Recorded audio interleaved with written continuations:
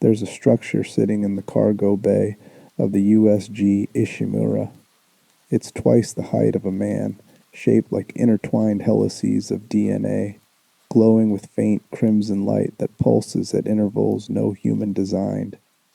The crew brought it aboard thinking it was a relic, an archaeological discovery that would make history. They were right about the history part, but what they found wasn't a relic from the past. It was a blueprint for the future, a future where humanity stops being human and starts being something else entirely, something vast and hungry and unified in the worst way possible. The marker doesn't sit in that cargo bay waiting to be studied.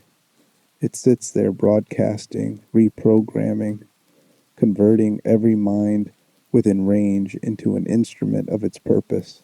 And that purpose has nothing to do with energy or salvation, or the lies Unitology whispers to its believers.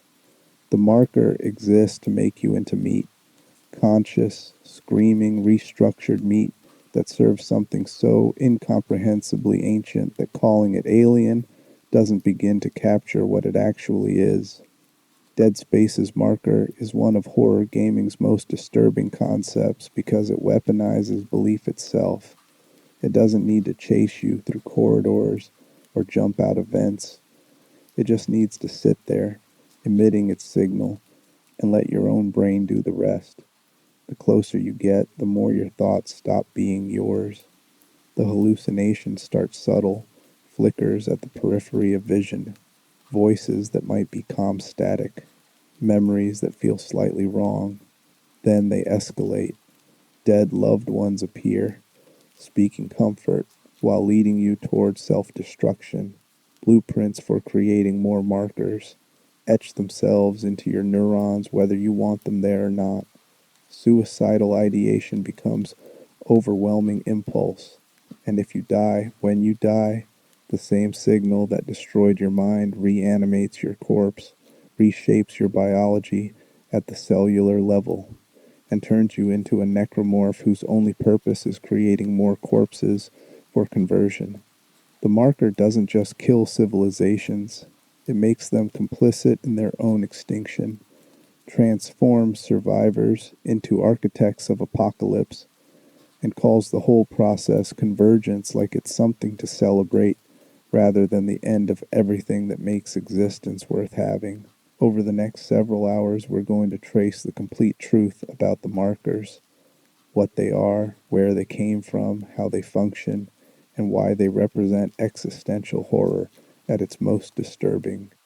We'll explore the difference between black markers and red markers, the signal that drives people to madness and murder, the necromorph contagion written into alien DNA, and the brethren moons waiting at the end of every outbreak. We'll meet the people who worship these objects as divine, the scientists who try to control them, and the handful of individuals whose minds proved resistant enough to fight back. By the end, you'll understand not just what the marker does, but why it's one of the most terrifying concepts in science fiction horror, and why the scariest part isn't the monsters it creates, but the realization that your own thoughts aren't safe from infection. If this kind of deep game analysis is what you're here for, go ahead and hit that like button to help other fans of late night terror find this video.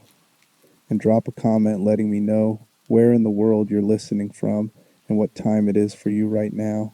I love seeing how many of you are exploring cosmic horror at 3 in the morning. So settle in, turn the lights down, and let's begin. The idea you need to hold on to through this entire exploration is simple. The marker doesn't want to kill you, it wants to use you. Death is just the beginning of your service. The origin, what the markers actually are. To understand the horror of the marker, you first need to understand what it is at the most fundamental level. This isn't human technology. It isn't even technology in the sense we understand the term. The markers are devices, objects with purpose and function, but their origin lies so far outside human experience that encountering one is less like finding alien artifacts and more like discovering that reality operates on rules you never suspected existed. The markers come in two distinct types, and the difference between them is crucial. Black markers are the originals, the objects that traveled through space from sources unknown until they impacted planets capable of supporting life. These are the seeds, the first infection vectors that arrive long before any civilization exists to recognize them as threats. Earth's black marker arrived approximately 65 million years ago, embedded in the asteroid impact that caused the extinction of the dinosaurs. Though whether this timing was coincidence or design remains unknown. It sat buried beneath the ocean floor near the Yucatan Peninsula for all of human evolutionary history, broadcasting its subtle influence.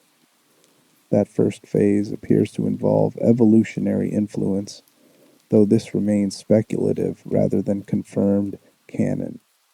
The black marker emits an electromagnetic signal throughout its dormancy. Whether this signal actively accelerates evolution or simply waits for natural evolution to produce sentience is debated. What's certain is that the marker reveals itself only after a species has achieved sufficient technological development, suggesting either patient waiting or active cultivation of intelligence. This is patient work.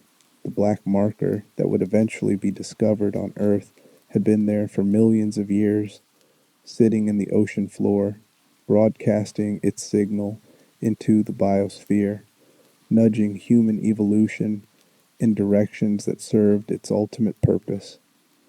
Think about what that means. Humanity's development, the emergence of language, tool use, abstract thought, everything that makes us human, may have been influenced by an object whose goal was to make us smart enough to worship it and technologically advanced enough to replicate it. We're not talking about benevolent alien guidance toward enlightenment. We're talking about cultivation, the way a farmer cultivates crops. The marker helped make us sentient because sentience is required for what comes next. Once the species reaches a certain threshold of technological sophistication, the black marker changes its broadcast. It reveals itself, not physically at first, but through its signal, appearing as a source of unlimited energy. To any civilization facing energy scarcity, resource depletion, or the limitations of conventional power sources, this looks like salvation. The energy the marker produces is real, measurable, usable. Scientists study it, governments fund research into harnessing it, and corporations begin planning how to exploit it. And all of this is exactly what the marker wants, because the closer you study it, the deeper you sink into its influence. The signal does more than provide energy readings. It implants information directly into compatible minds. Certain individuals, people whose neurological structures align with whatever criteria the marker uses to evaluate usefulness, begin receiving data they don't remember learning. Blueprints appear in their consciousness. Mathematical formulae that shouldn't be comprehensible suddenly make perfect sense. These individuals don't realize they're being programmed.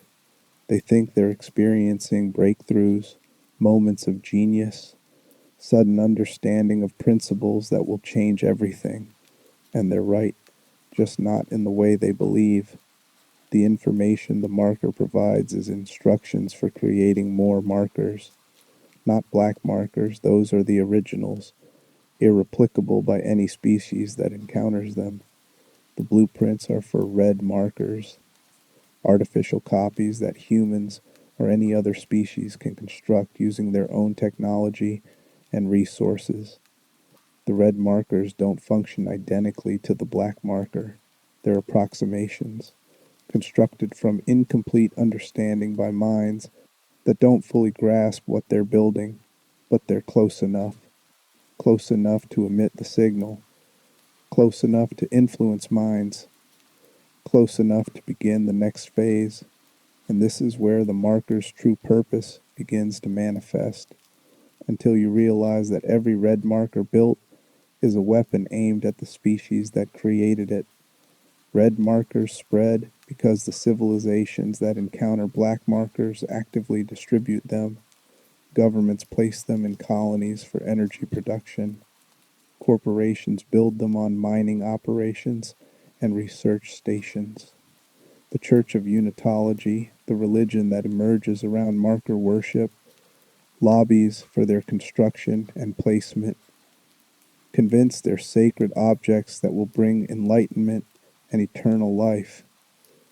Humanity in the dead space universe eventually constructs dozens of red markers, scatters them across settled space, and surrounds each one with populations who have no idea they've just been placed inside a slaughterhouse that hasn't opened yet. Because red markers don't just produce energy, they produce madness. Once a red marker is active and positioned near a sufficient population, it begins emitting a different kind of signal, one that infiltrates human consciousness and systematically destroys it. The effect manifests differently depending on the individual's psychological makeup and proximity to the marker, but the outcomes fall into predictable patterns. Most people exposed to the marker's influence experience what appears to be severe mental illness. Hallucinations begin, visual and auditory, impossible to distinguish from reality.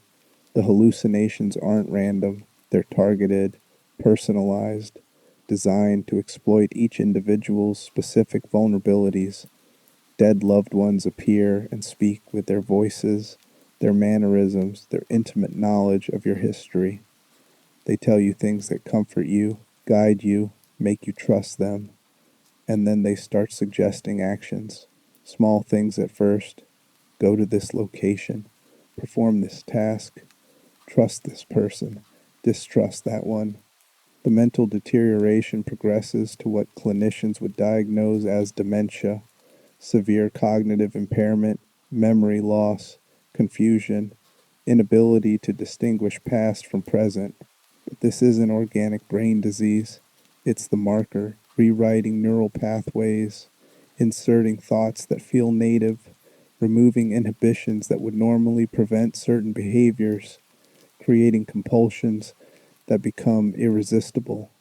Depression becomes universal among those exposed, not the kind you can manage or treat, but crushing existential despair that makes continued existence feel unbearable. Suicidal ideation goes from intrusive thought to active plan to completed action. People kill themselves in proximity to markers not because they've lost hope, but because the marker signal has made death feel like relief, like purpose, like the right and necessary thing to do. And others become homicidal. The paranoia, the rage, the conviction that everyone around you is a threat or an obstacle or deserving of violence. These aren't organic responses to stress. They're programmed. The marker creates killers because it needs corpses. Living humans are resources waiting to be converted. Dead humans are raw material ready for transformation. This is the mechanism. The marker broadcasts. Minds break. Some victims kill themselves, others kill each other. The bodies accumulate. And once there are enough corpses in proximity to the marker, the signal shifts again and initiates the necromorph contagion. The genetic code for necromorph transformation is written on the markers themselves, etched into their surface in what appears to be alien language. The code is a blueprint for cellular reorganization, instructions that tell dead tissue how to restructure itself into forms optimized for killing and gathering more biomass. The signal that drove people insane now reanimates their corpses, and the transformation is immediate and grotesque. A human body dies. The marker signal touches the cooling flesh, and the cells begin to move, not decay, movement, purposeful reorganization. Limbs elongate. Bones break through skin and reshape into blades. Organs that no longer serve metabolic function are repurposed into weapons or sensory apparatus. The nervous system doesn't die with the body, it's repurposed, kept functional enough to coordinate movement and response to stimuli. What emerges isn't a shambling zombie, it's a predator, biomechanically efficient, capable of rapid movement, designed for a single purpose: kill the living, create more dead, gather biomass. The necromorphs aren't individually intelligent, they're animals, operating on instinct and drive, responding to the presence of living tissue with immediate aggression. But they're not mindless in the sense of being disorganized. The marker signal sustains them. Without it, they collapse into inanimate sludge, the cellular structures losing coherence without the carrier wave holding them together. And the signal can transmit what might be called commands, general imperatives that necromorphs follow without needing to understand them. During the large-scale outbreaks, a specialized necromorph form emerges called a hive mind or nexus organism. This creature serves as a conduit for the marker signal, a biological amplifier that telepathically coordinates other necromorphs in the area. The hive mind doesn't think in any human sense, but it processes information, directs the swarm, and ensures that necromorphs function as a collective rather than isolated predators. It's the marker's second in command, answering directly to the artifact's broadcast, translating electromagnetic pulses into behavioral directives that thousands of necromorphs execute simultaneously. The marker also creates a dead space around itself, a radius where necromorphs won't approach. This ensures the marker remains intact during outbreaks, protected by the very monsters it creates. Necromorphs swarm everywhere except the immediate vicinity of the object they're serving, leaving it pristine and untouched while everything else drowns in biological horror. And here's where the full scope of the marker's purpose becomes clear. The necromorphs aren't the end goal, they're a collection mechanism. Every corpse converted, every piece of biomass gathered, every living thing killed and added to the growing mass. It's all fuel for the final stage, convergence. When enough biomass has been accumulated in proximity to enough markers, when a sufficient percentage of a planet's population has been killed and converted, the markers initiate convergence. All the necromorph tissue, millions or billions of tons of repurposed flesh, bone, and organic matter, begins to coalesce. Individual necromorphs lose their forms and merge into a unified mass.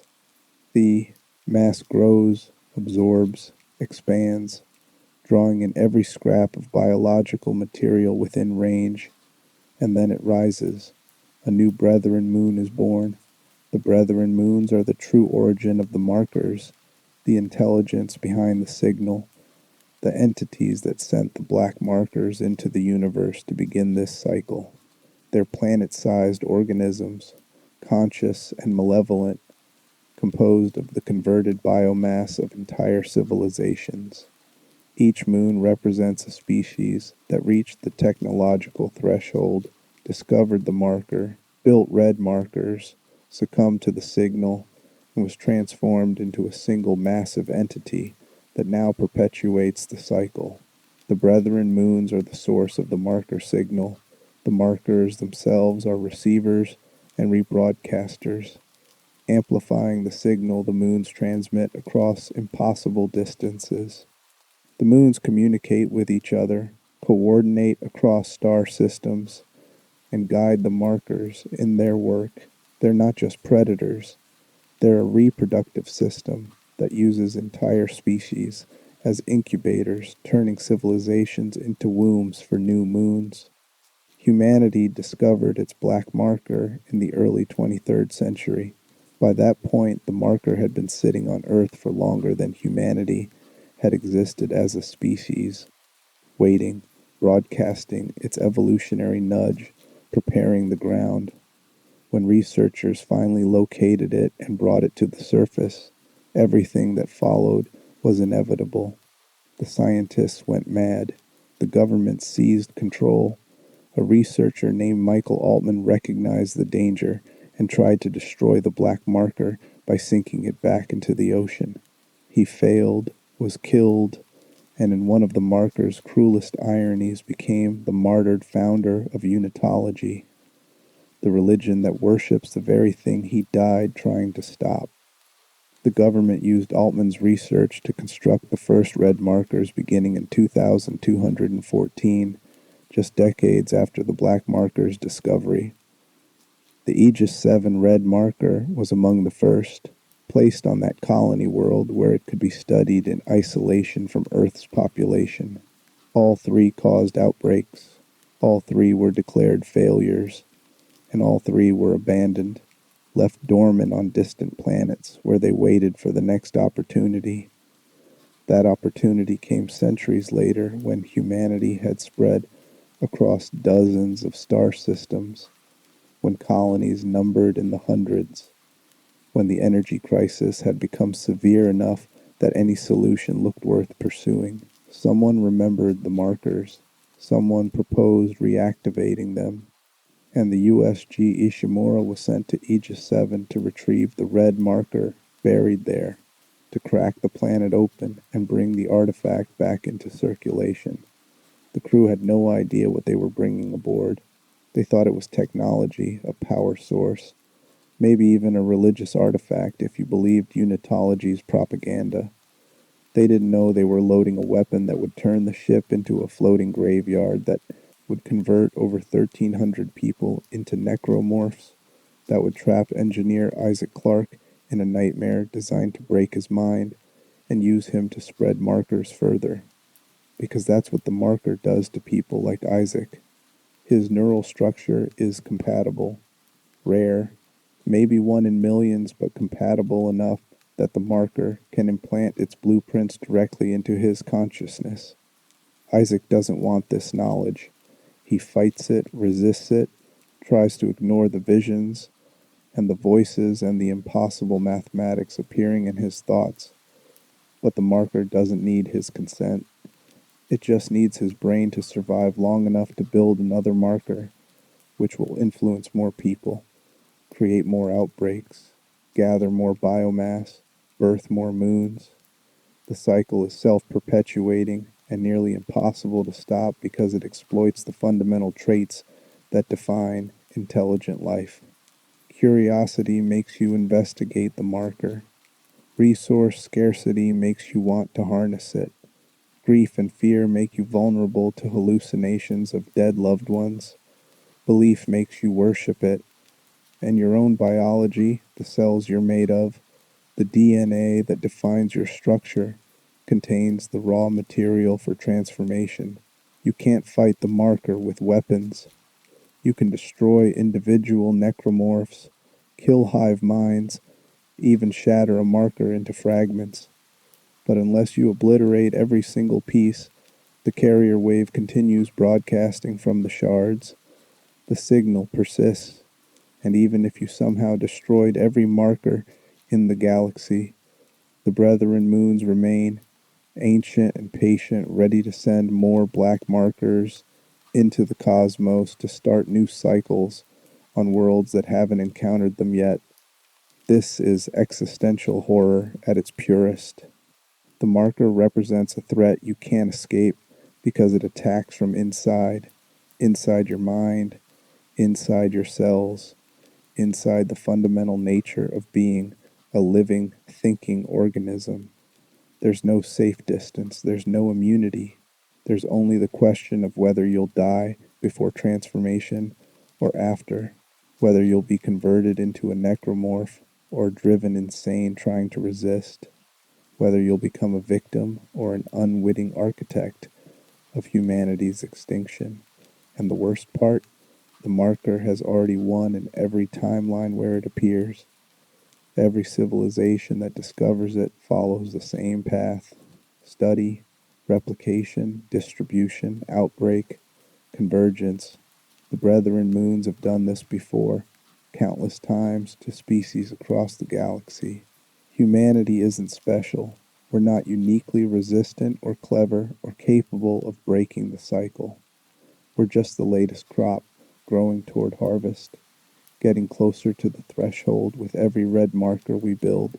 The Dead Space games let you fight necromorphs, solve engineering problems, survive outbreaks through skill and determination.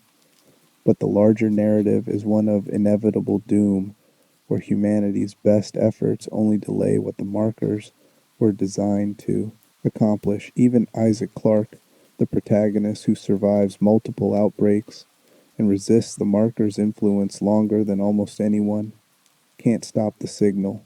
He can only endure it, keep moving, and hope that someone somewhere figures out how to break a cycle that's been running for eons. That's the marker explained, not a relic, not a gift. A trap disguised as salvation, a weapon disguised as technology, a predator disguised as an artifact.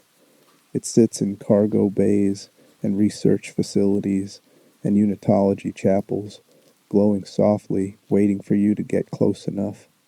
And when you do, it starts whispering, and you'll listen, because that's what it made you to do. The signal, how the marker destroys minds.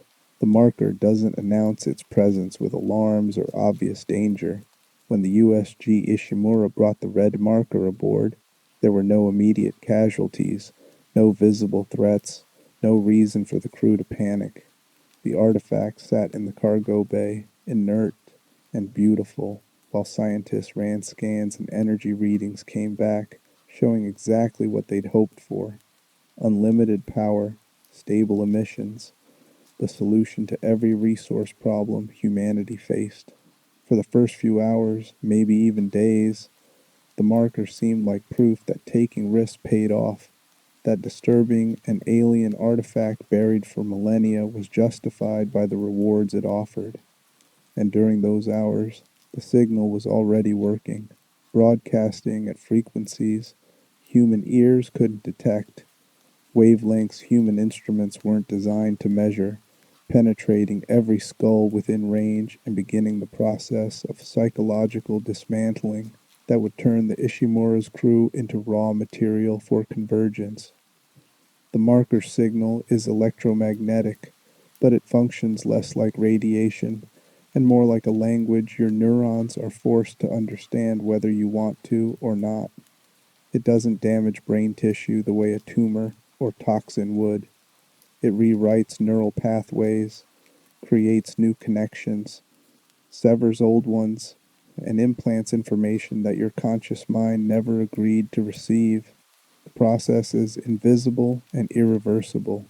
You don't feel your brain changing. You just start thinking thoughts that don't quite feel like yours, seeing things that exist only in your perception, responding to compulsions that seem to arise from your own volition but were actually planted there by something that views your consciousness as programmable substrate. The intensity of the signal varies depending on several factors. Proximity to the marker is the most obvious.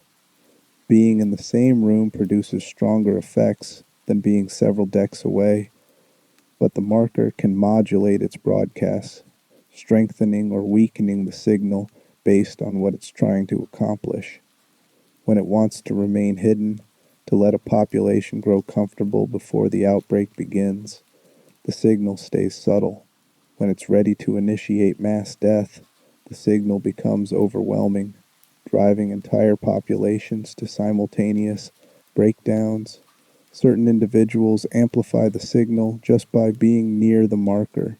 These people, called compatible in the research documents, have neurological structures that resonate with the marker's frequency.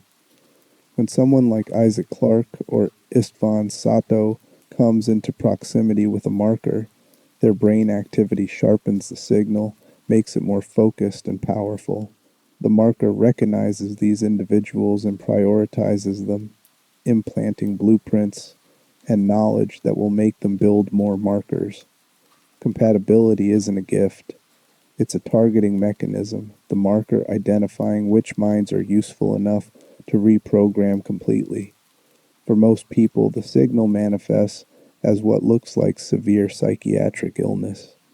The first symptom is usually auditory hallucinations, whispers at the edge of hearing, voices that might be calm static or ambient noise or something else entirely. The voices are benign at first. They don't command or threaten, they just murmur, creating a constant low-grade anxiety that you can't quite identify or escape.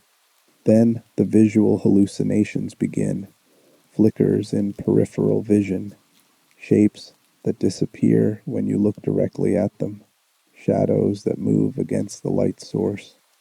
These progress to full apparitions, people who aren't there, standing in corridors, watching you work, appearing in your quarters when you're trying to sleep. The marker pulls these images from your own memories, manifests people you know or knew, dead relatives and lost loved ones, and friends you haven't seen in years. The hallucinations speak with perfect accuracy, using speech patterns and knowledge only the real person would have. If you see your dead mother, she'll reference childhood events no one else knows about, use her specific phrases and gestures, look at you with her exact expression of disappointment or love or concern. Your rational mind knows she's dead, knows this can't be real, but your emotional brain recognizes her completely and responds as though she's actually present. This is where the marker's psychological warfare becomes devastating. The apparitions don't just appear, they interact, they give advice, they express concern about your mental state, they suggest actions that seem reasonable, helpful, protective. You look exhausted, maybe you should rest. That person has been acting strange, you should avoid them. The marker is beautiful, you should spend more time near it. The suggestions align with thoughts you're already having, amplify anxieties you already feel, and guide you toward behaviors that serve the marker's purpose. Sleep becomes impossible. When you close your eyes, the hallucinations intensify.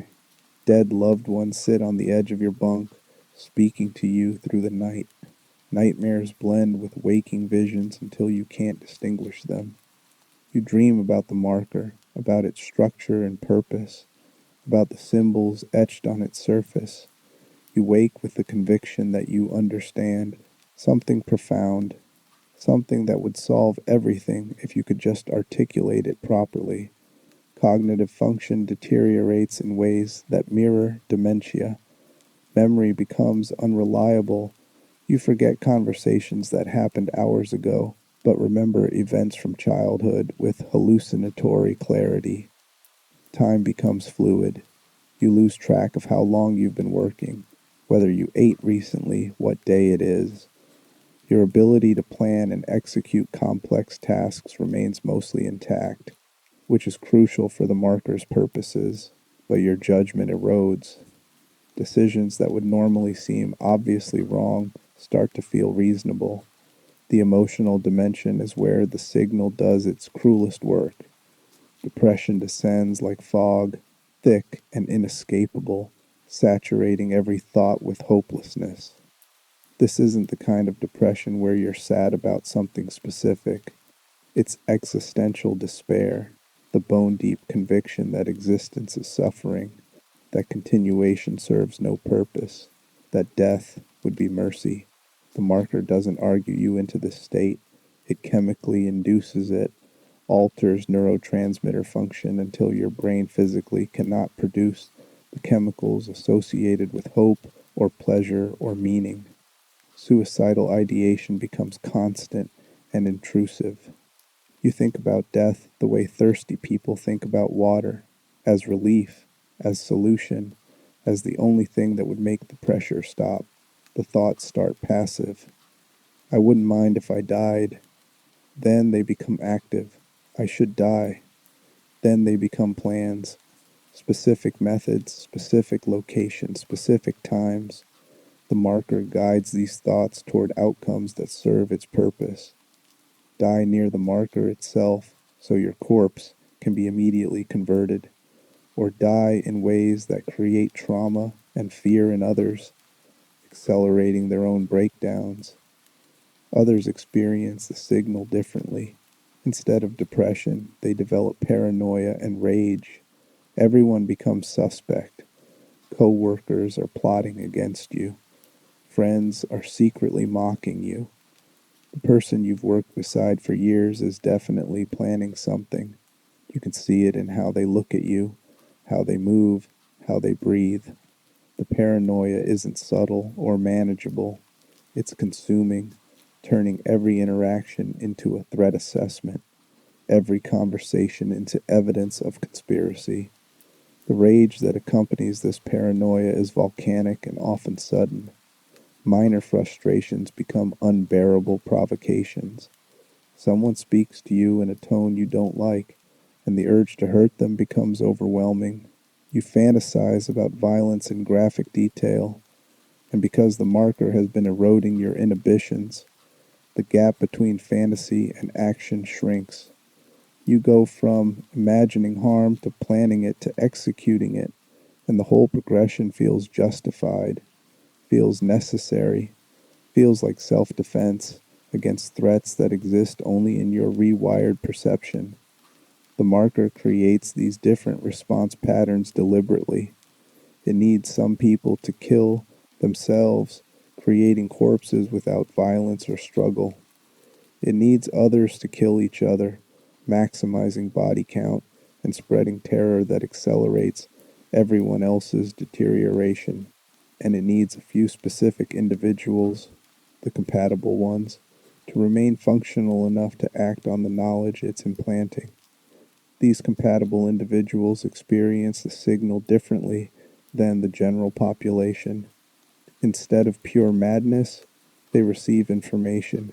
Blueprints for marker construction appear in their consciousness, fully formed and comprehensible even if they have no background in the relevant sciences. Mathematical equations that should be impossible to understand suddenly make perfect sense. Engineering solutions to problems they've never studied arrive as intuitive certainty. They experience this as genius, as breakthrough insight, as proof they're special or chosen or finally fulfilling their potential. The information comes with compulsion. You don't just know how to build a marker, you need to build it. The urge is biological, stronger than hunger or sexual drive, an imperative your nervous system prioritizes above everything else. You'll lie, steal, kill, abandon every relationship and responsibility to complete the task. The marker has made you its instrument, and you'll function as one until the job is done or you're dead. Dr. Chalice Mercer is a perfect case study in how the marker corrupts compatible minds. Mercer was a physician, someone whose entire career was built on healing and preserving life. When the marker signal reached him, it didn't destroy his medical knowledge, it perverted it. Mercer began receiving information about necromorph biology, about how the transformation worked, about techniques for inducing and controlling the process. He interpreted this knowledge as divine revelation, began worshiping the marker, and used his medical expertise to create the hunter, a necromorph enhanced with regenerative capabilities that made it nearly indestructible. His subject was Brant Harris, a mining contractor, whose enhanced transformation became one of the Ishimura's deadliest threats. Mercer genuinely believed he was doing sacred work, that the necromorphs represented evolution and transcendence, that death and transformation were gifts rather than horrors. The marker had hijacked his intelligence, his skills, and his sense of purpose, turning a healer into an architect of atrocity who died believing he'd served something holy. Isaac Clarke's experience with the signal demonstrates both the horror of compatibility and the possibility of resistance. From his first exposure to the marker on the Ishimura, Isaac began seeing his dead girlfriend, Nicole. The hallucination was perfect. Her face, her voice, her mannerisms, everything that made Nicole herself. She guided him through the ship, gave him objectives, kept him moving toward goals that seemed like survival but were actually advancing the marker's agenda. The Nicole hallucination told Isaac to return the marker to Aegis 7, claiming it would stop the necromorph outbreak. This was partially true. Destroying or containing the marker does stop necromorphs in that location. But the larger purpose was to get Isaac close enough to the marker that the full blueprint could be implanted in his mind, ensuring he'd eventually build a new one. Nicole's appearance, her guidance, her expressions of love and concern, all of it was the marker weaponizing Isaac's grief, using his emotional vulnerability to make him compliant. Isaac resisted longer than most. His engineering mindset gave him tools for questioning what he was experiencing, for testing whether the things he perceived were consistent with reality. But resistance has costs. The hallucinations became more aggressive, more frequent, more difficult to distinguish from real perception. The depression intensified, the suicidal thoughts multiplied, and the blueprints kept etching themselves into his neurons regardless of whether he wanted them there, filling his mind with knowledge he couldn't unlearn. By the time Isaac encountered his second marker, the damage was permanent. He carried the marker's imprint in his brain, a wound that couldn't heal because it was written into his neural structure. He could resist acting on the knowledge, could fight the compulsions, could even help others understand the threat. But he couldn't remove what the marker had put there. He was compromised at the neurological level, forever carrying information that made him useful to the moons. The marker signal can coordinate across vast distances. Multiple red markers separated by star systems can synchronize their broadcasts, act as a networked intelligence even though they're physically isolated.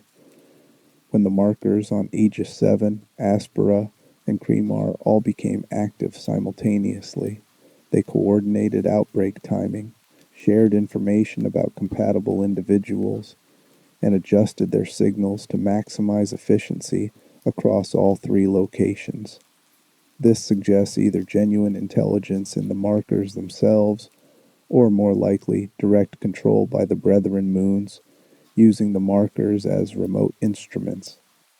When a marker undergoes a state change, activation, deactivation, destruction, the signal manifests as a powerful electromagnetic pulse that can disable electronics and cause immediate psychological effects in anyone nearby.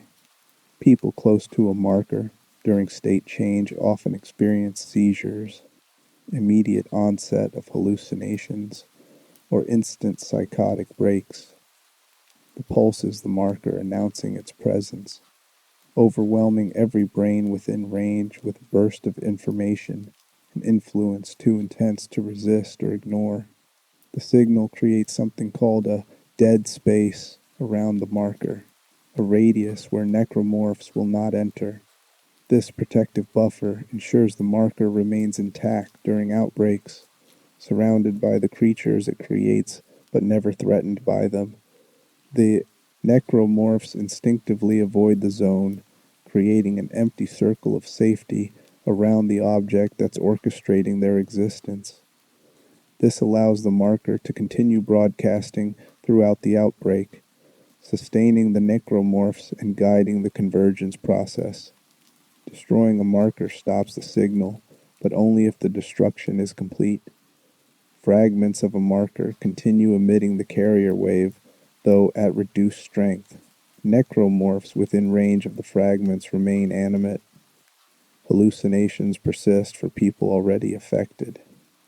Only when every piece is obliterated does the signal truly cease, and even then the psychological damage it caused remains. People who were driven mad by the marker don't suddenly recover when it's destroyed. The neural pathways it created, the trauma it inflicted, the hallucinations it embedded, all of that persists even after the source is gone. The signal's ultimate purpose becomes clear when you understand convergence. Every mind broken, every suicide completed, every murder committed, every corpse created. It's all in service of gathering sufficient biomass in one location. The signal coordinates this gathering, guides necromorphs toward population centers, and monitors the accumulation until critical mass is achieved. Then, the signal shifts one final time, initiating the fusion of all necromorph matter into a unified organism. During convergence, any surviving humans experience the signal at its most intense. The hallucinations become overwhelming and inescapable. The compulsion to approach the growing mass, to add yourself to it, to die and merge with the collective becomes almost irresistible. People walk willingly into necromorph swarms, offering themselves for conversion, believing they're about to transcend into something greater. The marker makes extinction feel like ascension, makes absorption into a moon feel like the culmination of purpose rather than the annihilation of self. This is why the marker is more disturbing than any monster dead space creates. The necromorphs are terrifying, but they're comprehensible threats. You can fight with plasma cutters and kinesis modules. The signal is invisible, inescapable, and it turns your own mind into enemy territory. You can't shoot a hallucination.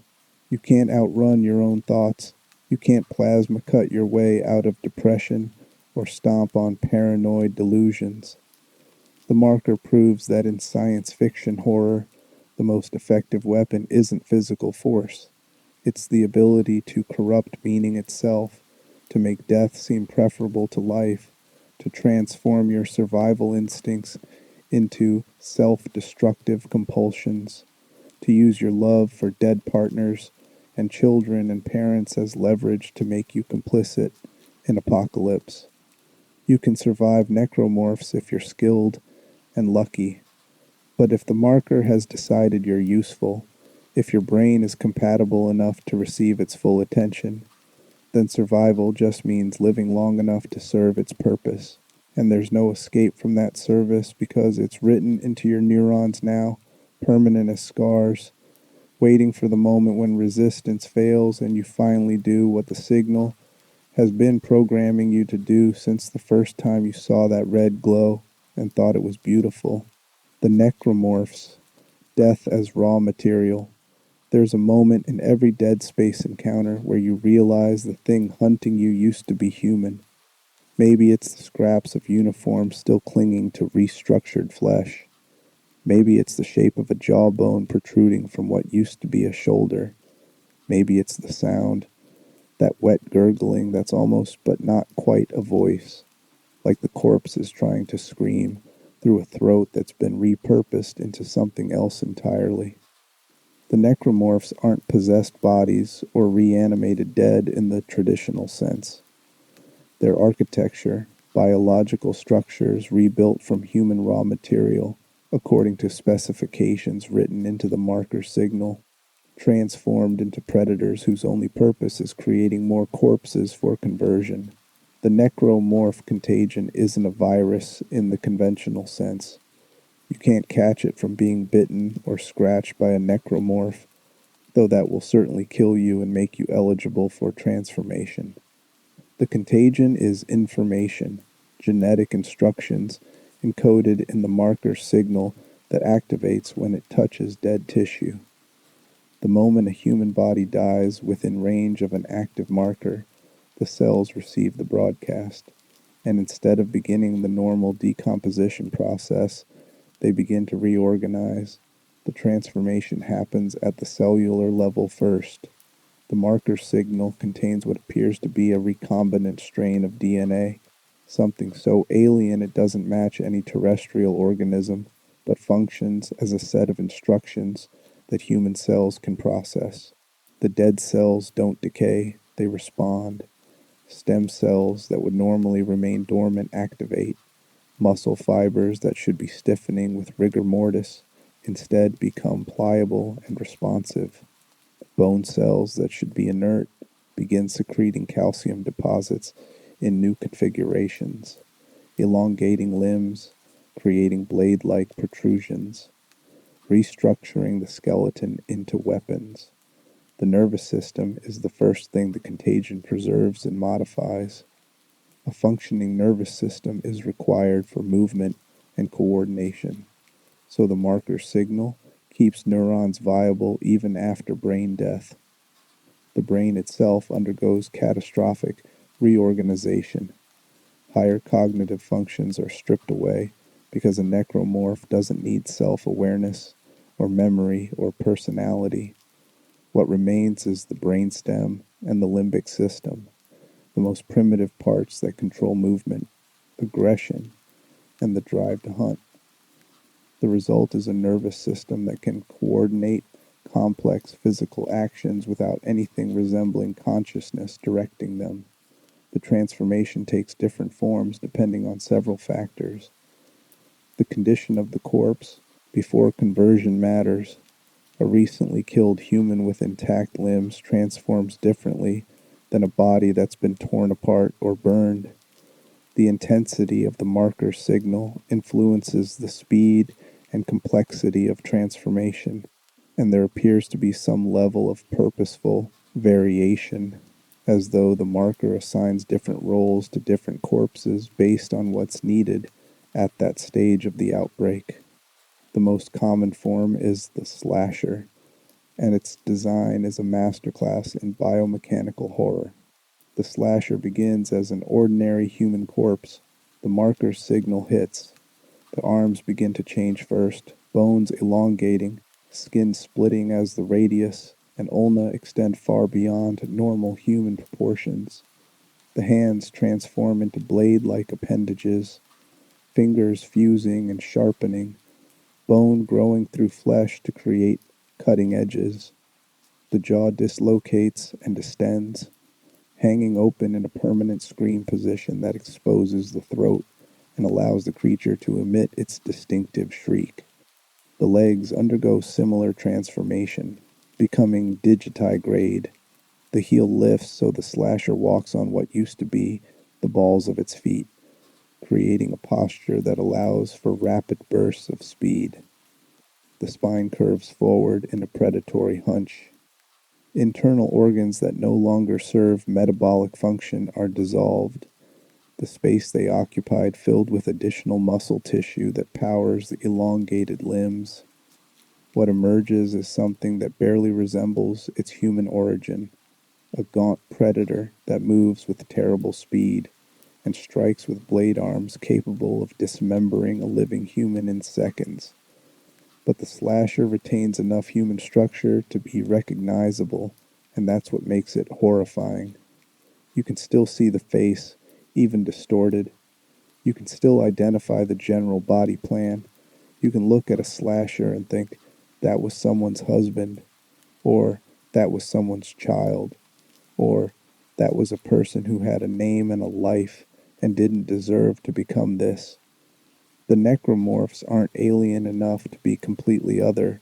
They're a grotesque middle ground between human and monster that forces you to confront what flesh becomes when it's treated as programmable material.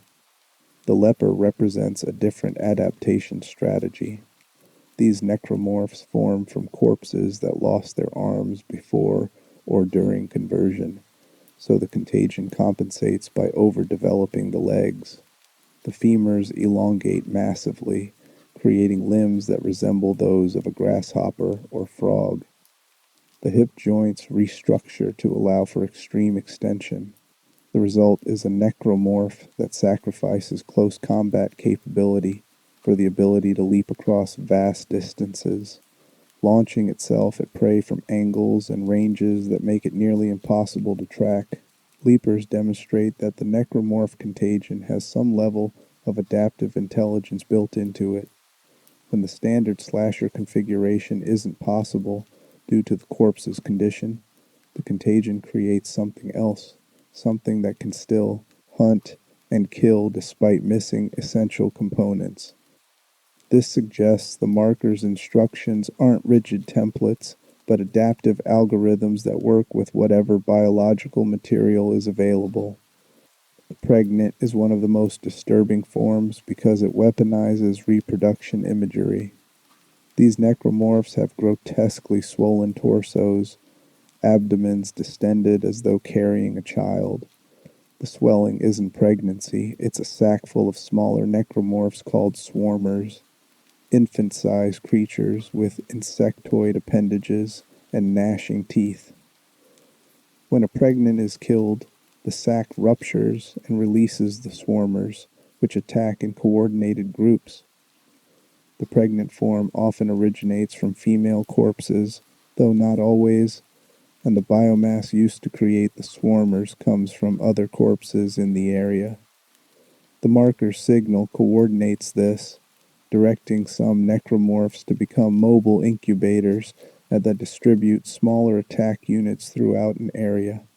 It's horrific not because it has anything to do with actual pregnancy, but because it mimics the imagery, creates a parody of birth where the thing being born is a swarm of razor-toothed predators. The infector represents the marker's answer to propagation efficiency. These necromorphs are smaller, faster, and have a specific function. They seek out intact corpses and initiate transformation manually. The infector's proboscis, a long tendril extending from its face, penetrates a corpse's skull or chest cavity and injects genetic material that accelerates the conversion process.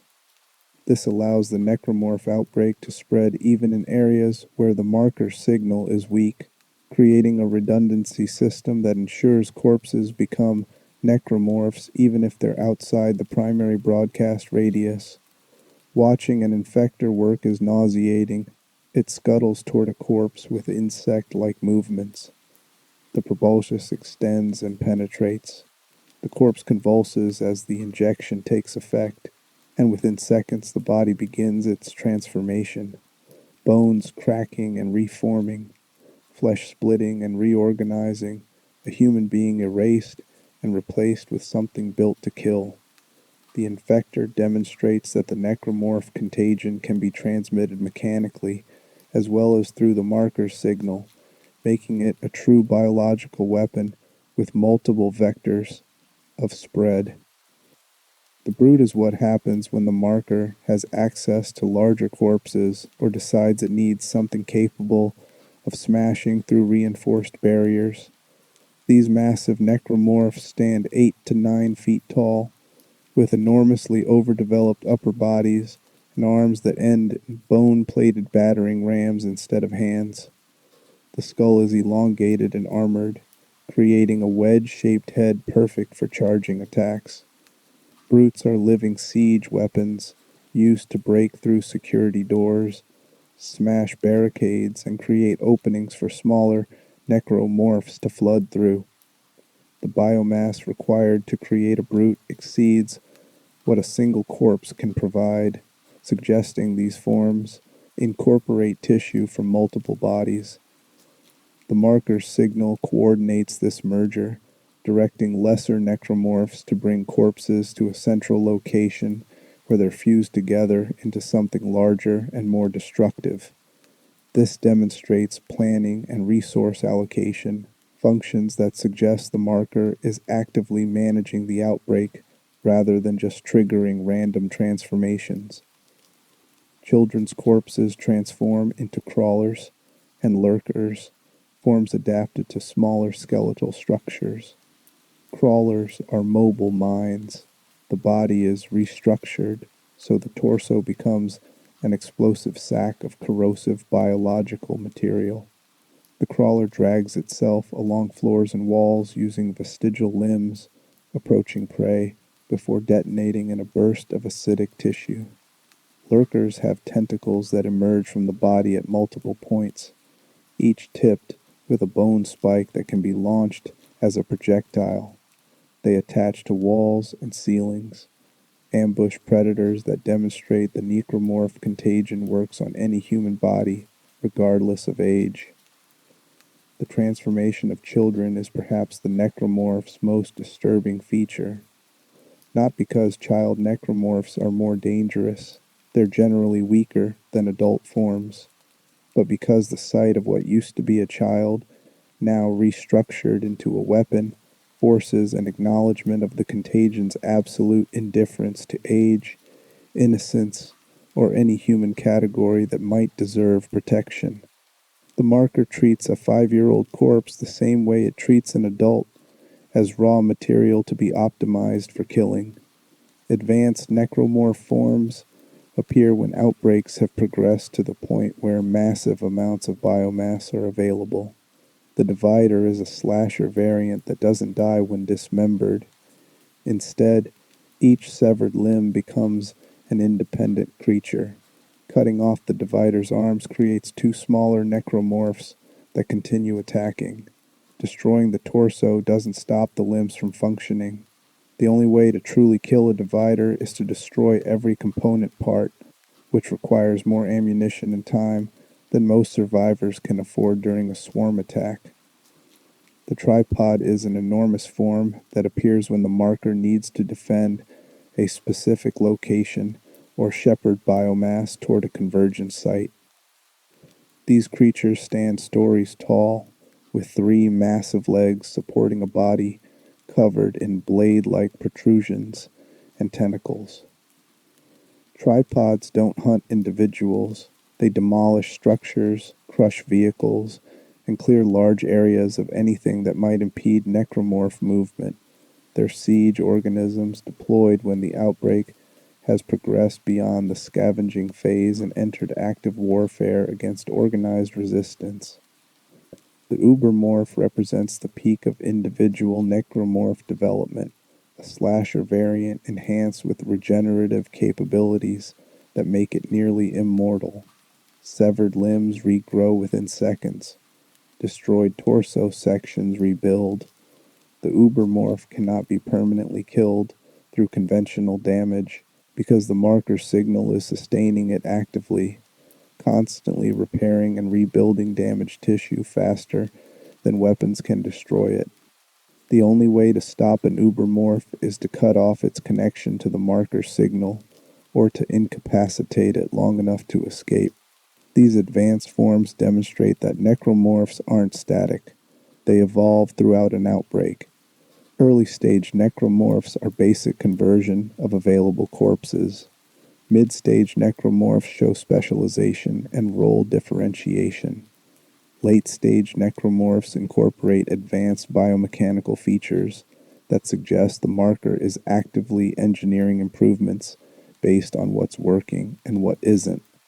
The contagion learns, adapts, and optimizes, creating an outbreak that becomes more efficient and more deadly the longer it continues. The hive mind is the necromorph form that coordinates all others in a region. This massive organism is part central nervous system, part flesh cathedral, a grotesque fusion of countless corpses into a semi-sentient entity that serves as the marker's field commander. The hive mind doesn't move. It anchors itself in a location and extends tentacles, neural filaments, and sensory organs throughout the surrounding area. Every necromorph within range receives direction from the hive mind, which processes the marker's signal and translates it into behavioral commands the lesser necromorphs execute. The hive mind is intelligent in a limited, purposeful way. It can strategize, set ambushes, hold certain necromorph types in reserve for optimal deployment, and adapt tactics based on how prey responds to previous attacks. When Isaac Clarke fought the hive mind beneath the colony on Aegis 7, the creature demonstrated problem-solving ability, using tentacles to manipulate the environment, creating obstacles and hazards, adjusting its attack patterns when certain approaches failed. This suggests consciousness of some kind, though whether it's genuine sapience or sophisticated biological programming is unclear. Killing a hive mind disrupts necromorph coordination in that area. Without the central directing intelligence, individual necromorphs revert to base instinct. They still attack living prey, but without strategic deployment or coordinated swarm tactics.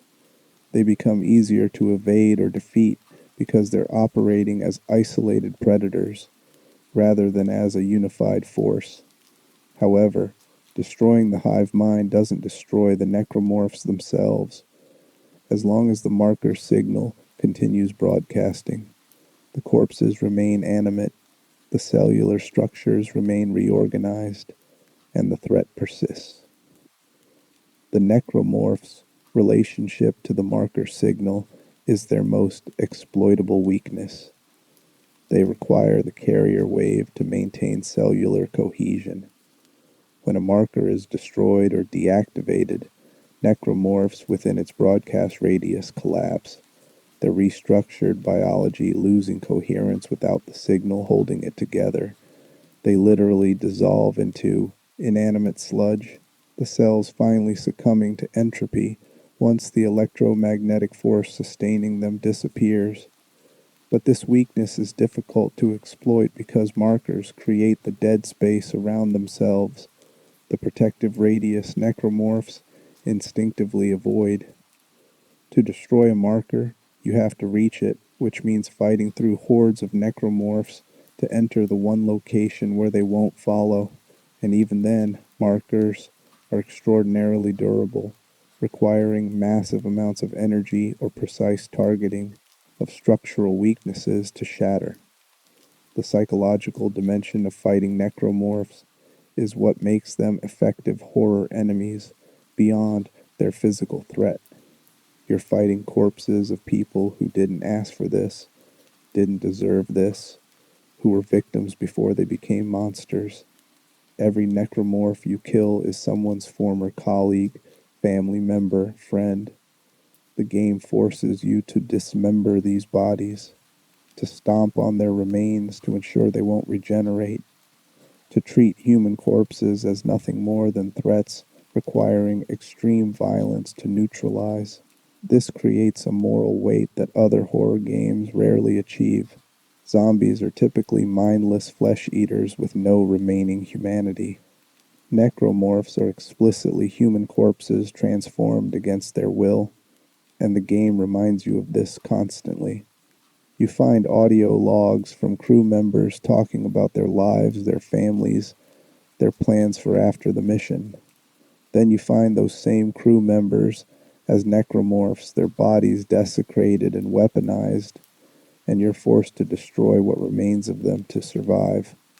Isaac Clarke's engineer background makes this worse because he understands what he's seeing.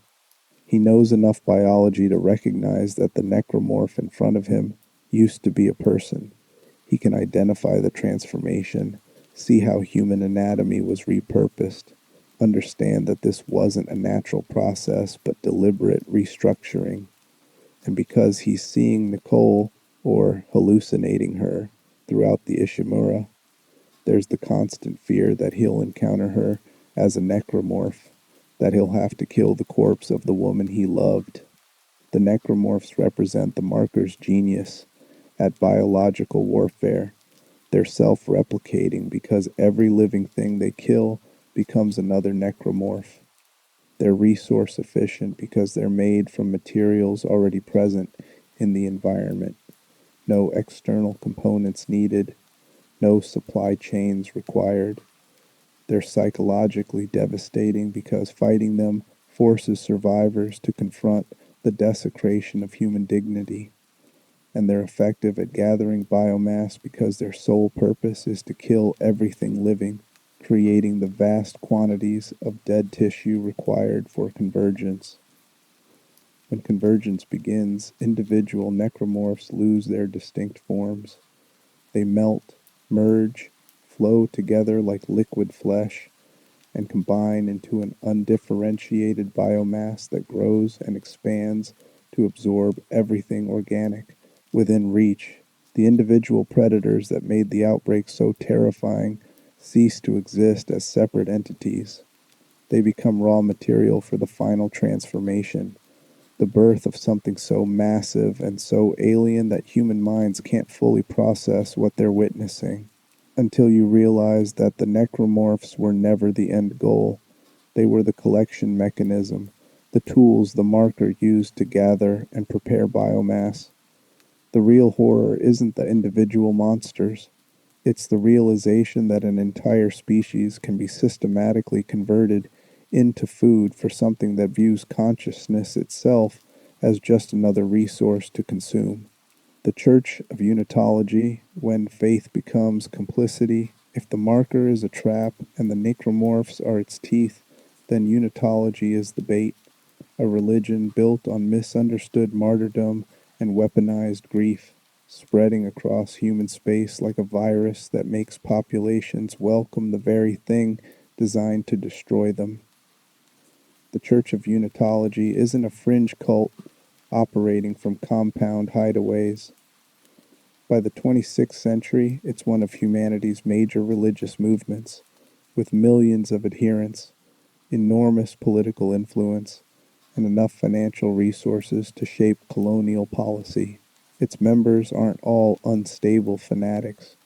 Many are educated professionals, scientists, engineers, government officials, people who found meaning in Unitology's promises and never realized they were funding humanity's extinction. The church was founded on a lie, though not an intentional one. Michael Altman discovered Earth's black marker in the late 22nd century while working as a researcher studying unusual electromagnetic readings beneath the ocean near the Yucatan Peninsula. What he found was an artifact that would change human history, but not in the way he hoped. Altman was brilliant and curious, exactly the kind of mind the marker could use, and it began influencing him immediately. The marker showed him things, visions of what it could do, what it represented, possibilities that seemed infinite and transformative. But Altman was also receiving information about the danger, warnings that existed alongside the seduction. He experienced the hallucinations, saw dead colleagues and friends, understood that the marker was affecting human minds in catastrophic ways. Workers at the dig site were going insane, killing themselves, turning violent. Altman recognized the pattern even as the marker tried to use him. When Altman realized what the marker actually was, a weapon, a trap, something that killed rather than enlightened, he tried to stop it. He attempted to destroy the research, to sink the marker back into the ocean, to prevent the government from weaponizing an artifact he'd come to understand was fundamentally hostile to human life. His resistance was heroic and ultimately futile. Government operatives working for what would become the Earth government's most classified divisions captured Altman, tortured him for information, and when he refused to cooperate, they killed him. Then they made him a saint. The government needed to control the narrative around the marker. Altman's warnings, if made public, would have prevented the very research they wanted to pursue. So they rewrote his story. They released edited versions of his research that emphasized the marker's potential for unlimited energy and evolution toward a higher state of being. They suppressed the warnings, the evidence of madness, the desperate attempts to destroy the artifact, and they positioned Altman's death as martyrdom, a visionary killed by a government afraid of the truths he'd discovered, a prophet silenced because his message was too revolutionary for the establishment to accept. This manufactured martyrdom became the foundation of Unitology. Believers saw Altman as someone who'd glimpsed humanity's destiny and been murdered for trying to share it. The marker became a sacred object, proof that human existence was transitional, that death was transformation, into a higher form, that suffering and sacrifice were necessary steps toward enlightenment. None of this was what Altman believed, but his actual beliefs didn't matter once the church machinery started turning his life into mythology. Unitology teaches that human life is a chrysalis state, temporary and incomplete. Death isn't an ending, but a transition, a necessary shedding of the flesh to achieve unity with something greater. The markers are sacred objects left by beings who achieved this transformation eons ago, guideposts showing humanity the path forward. Convergence, though early Unitology doesn't use that term, is presented as transcendence, the moment when individual consciousness merges into collective divinity. These beliefs are catastrophically wrong, but they're constructed to exploit real human anxieties and desires. Fear of death. Unitology promises it's not real extinction but transformation. Fear of meaninglessness. Unitology offers cosmic purpose, the idea that your existence serves a vast plan. Grief over lost loved ones. Unitology suggests they've already transcended and are waiting for you in the unified state. The religion weaponizes hope, turns legitimate spiritual seeking into a mechanism that makes people welcome their own destruction. The church's structure mirrors mainstream religions with hierarchies, rituals, sacred texts, and financial systems that make it functionally indistinguishable from established faiths. There are Unitology churches in every major colony, offering community, social services, and the psychological comfort of belonging to something larger than yourself. For many adherents, especially those in difficult circumstances, colonists on harsh worlds, workers in dangerous industries, people who've lost family to accidents or violence, Unitology provides genuine meaning and support. This is what makes the church so insidious. It's not obviously malevolent, it helps people. Unitology hospitals treat patients. Unitology charities feed the poor. Unitology community centers offer counseling and support groups. The vast majority of Unitologists have no idea they're part of an organization whose core beliefs align perfectly with humanity's extinction. They think they've found spiritual truth. They don't realize they've been infected with a cognitive virus that the marker designed to make populations complicit in outbreak scenarios. The church's political power grows throughout the 23rd and 24th centuries. Unitologist lobbying groups push for marker research, arguing its religious freedom to study and honor these sacred objects. Unitologist politicians advocate for placing markers on colony worlds, claiming it's discriminatory to deny colonists access to objects of spiritual significance. Unitologist scientists work in government research programs, bringing their faith-based assumptions into supposedly objective inquiries, interpreting evidence through the lens of belief rather than empirical analysis. By the time of the Ishimura incident, Unitology has enough influence that the church itself funded part of the Aegis 7 mission. They wanted the red marker retrieved not for scientific study, but for religious purposes, to prove their faith's core tenets, to demonstrate that the markers hold the key to transformation, to advance convergence even if they don't fully understand what that means. Church officials aboard the Ishimura worked to ensure the marker's retrieval and fought against efforts to destroy it once the outbreak began. Dr. Chalice Mercer is Unitology taken to its logical conclusion. He's a high-ranking church member and a physician whose faith convinced him that the necromorphs represented the transformation Unitology promised. Mercer didn't see monsters when he looked at necromorphs. He saw the next stage of human evolution, proof that death was the doorway to something greater. His creation of the hunter wasn't mad science. From his perspective, it was sacred work. using his medical knowledge to enhance and perfect the transformation process. Mercer died believing he was serving divine will. In some accounts, he willingly allowed himself to be killed and converted, becoming an enhanced necromorph. In others, he was killed by the hive mind he'd been serving. Either way, he died convinced his work would be validated when convergence occurred, that he'd be remembered as a prophet who understood before others did. The marker had taken his faith and used it as leverage, turned his spiritual convictions into justification for atrocity. Mercer is what happens when Unitology meets the marker's signal. The religion's teachings align so perfectly with the marker's purpose that affected individuals can't distinguish between spiritual calling and psychological programming. The Church's response to necromorph outbreaks reveals its fundamental corruption.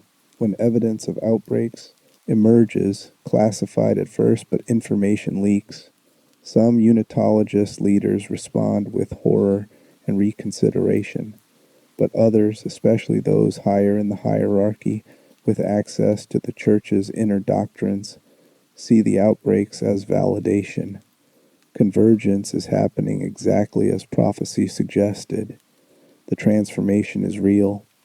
Death is leading to unity. The fact that the unity is a planet-sized horror consuming billions of lives doesn't register because the doctrine has prepared them to interpret any outcome as divinely ordained. Jacob Danek, the leader of the Inner Circle in Dead Space 3, represents Unitology's most dangerous evolution. Danek knows what convergence actually is. He's seen the evidence, understands that it means humanity's extinction, and wants it anyway. He's moved beyond deluded belief into active nihilism, convinced that humanity's transformation into brethren moons is not just inevitable, but desirable. Danek actively works to cause outbreaks, to spread markers, to ensure convergence happens on as many worlds as possible.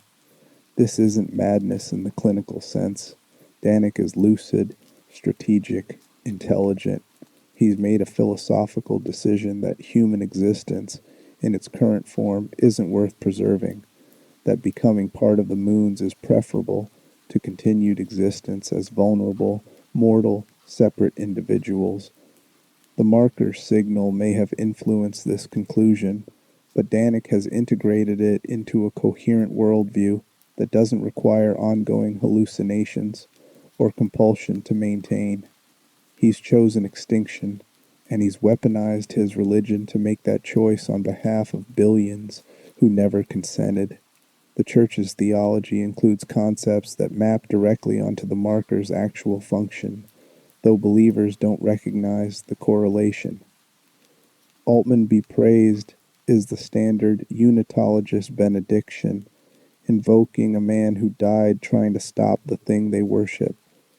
Make us whole is a phrase that appears throughout Unitology's liturgy, expressing the desire for unity and completion, and also the exact phrase hallucinations used to compel people toward markers and convergence.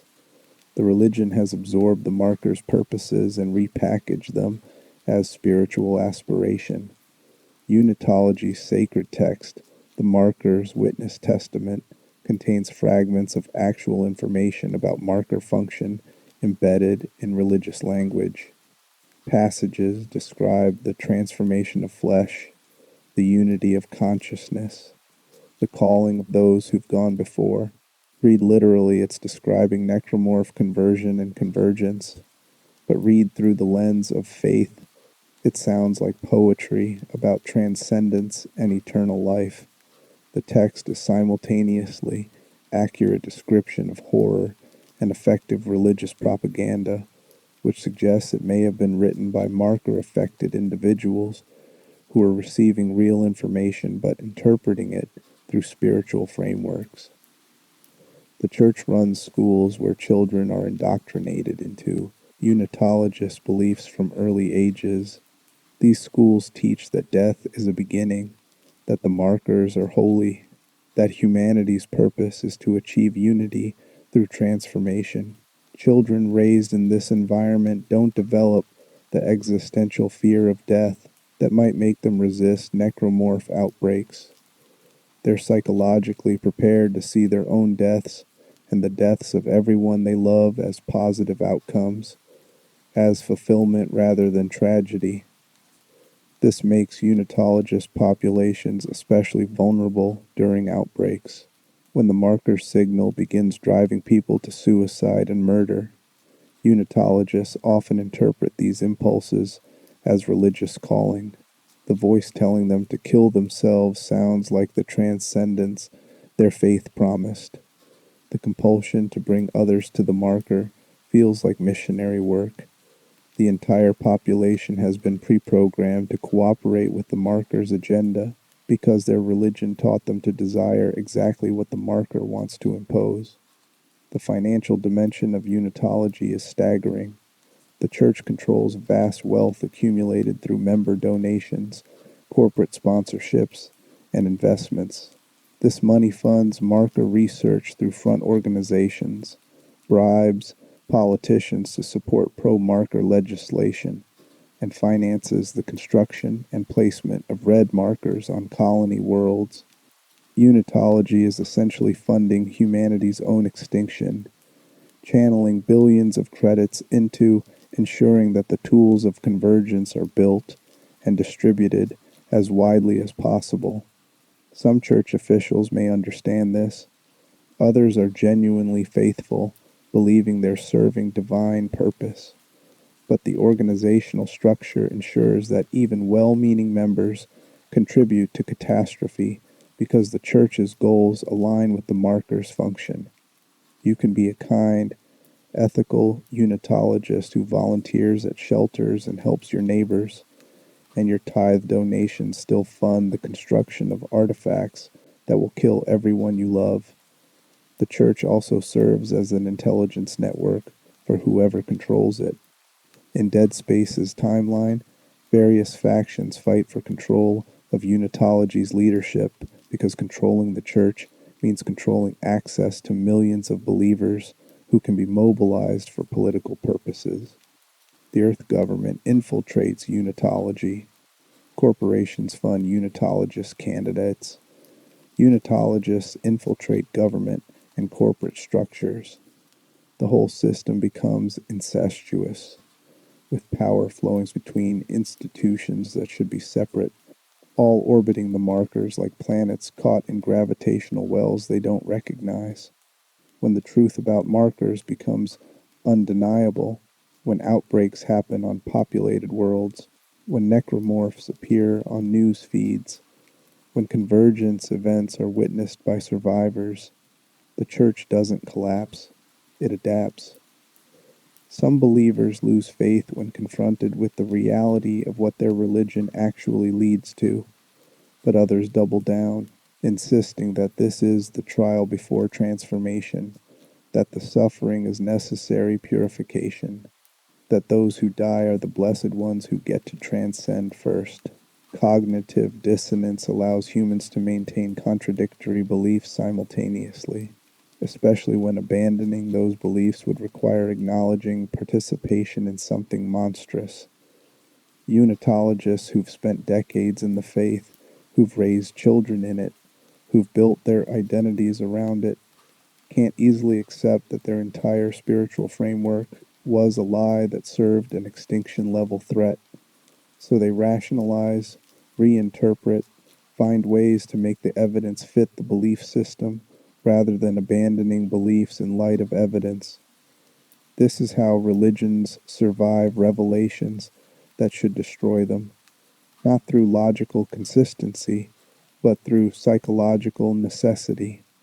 For many Unitologists, accepting the truth would mean accepting that they helped fund apocalypse, that their tithes paid for weapons that killed millions, that their faith made them complicit in genocide.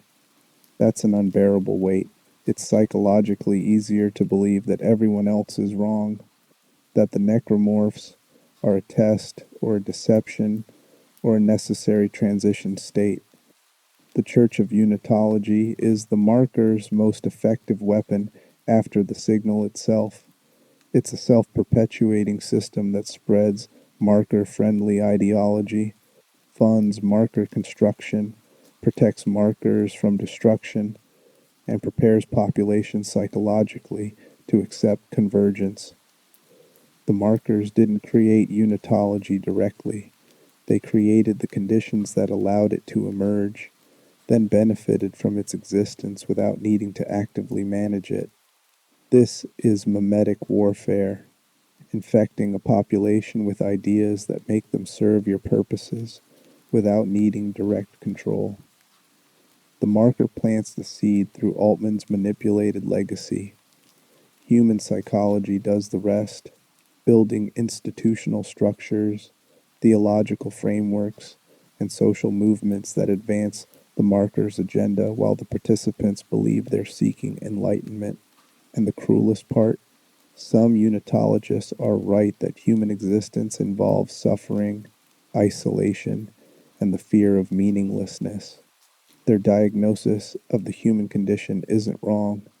They're correct that people long for connection, for purpose, for something beyond the boundaries of individual mortal existence. Unitology offers all of that. The tragedy is that what it delivers, convergence, transformation into a brethren moon, is the worst possible answer to legitimate spiritual questions. It's unity achieved through extinction. It's meaning purchased with consciousness itself. It's the end of suffering because it's the end of everything that makes suffering matter. Isaac Clarke, the engineer who couldn't fix his mind. Isaac Clarke wasn't supposed to be a hero. He was a ship systems engineer with the Concordance Extraction Corporation, someone who fixed broken machinery on mining vessels and kept life support running in environments that want humans dead.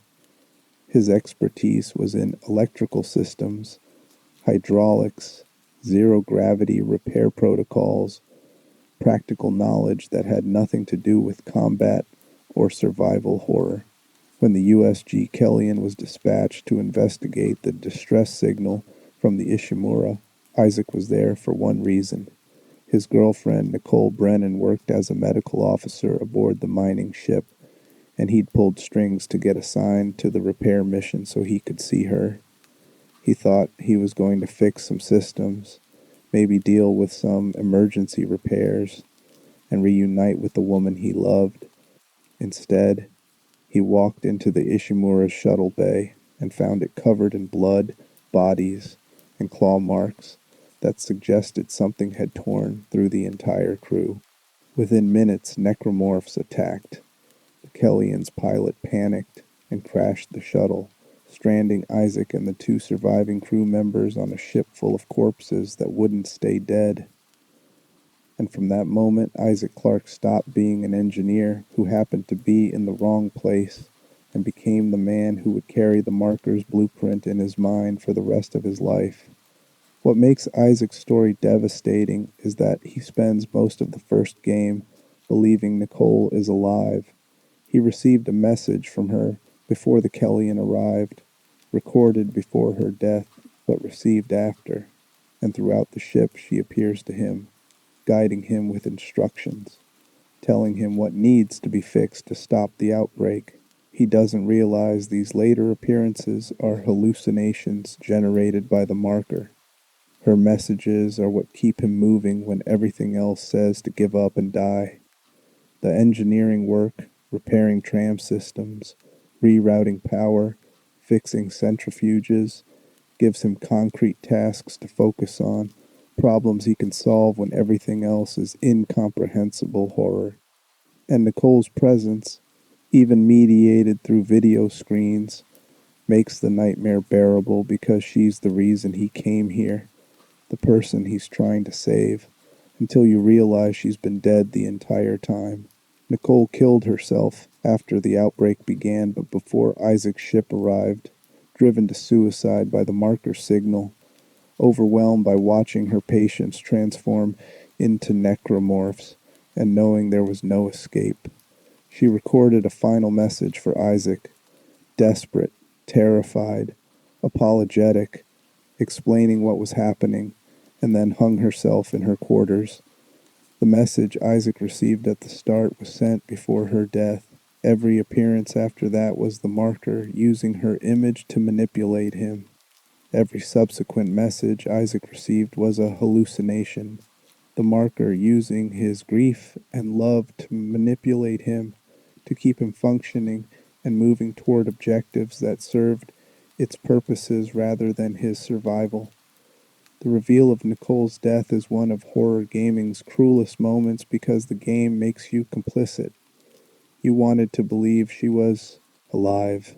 You held onto that hope through hours of dismembering corpses and navigating blood-soaked corridors. The Nicole hallucinations were the light in the darkness, the human connection that made continued existence worth fighting for. And when the truth emerges, when Isaac finds her body, when he watches her suicide video, when he finally understands that the woman guiding him was never real, the psychological foundation the entire journey was built on collapses. This is what the marker signal does to compatible minds.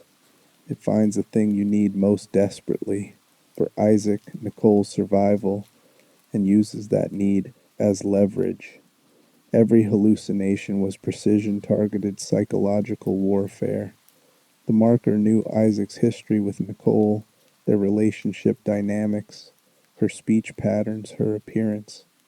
It constructed a perfect simulation and deployed it whenever Isaac was close to giving up, whenever his engineering logic might have led him to question why she kept sending messages but never appeared in person, whenever doubt threatened the fiction.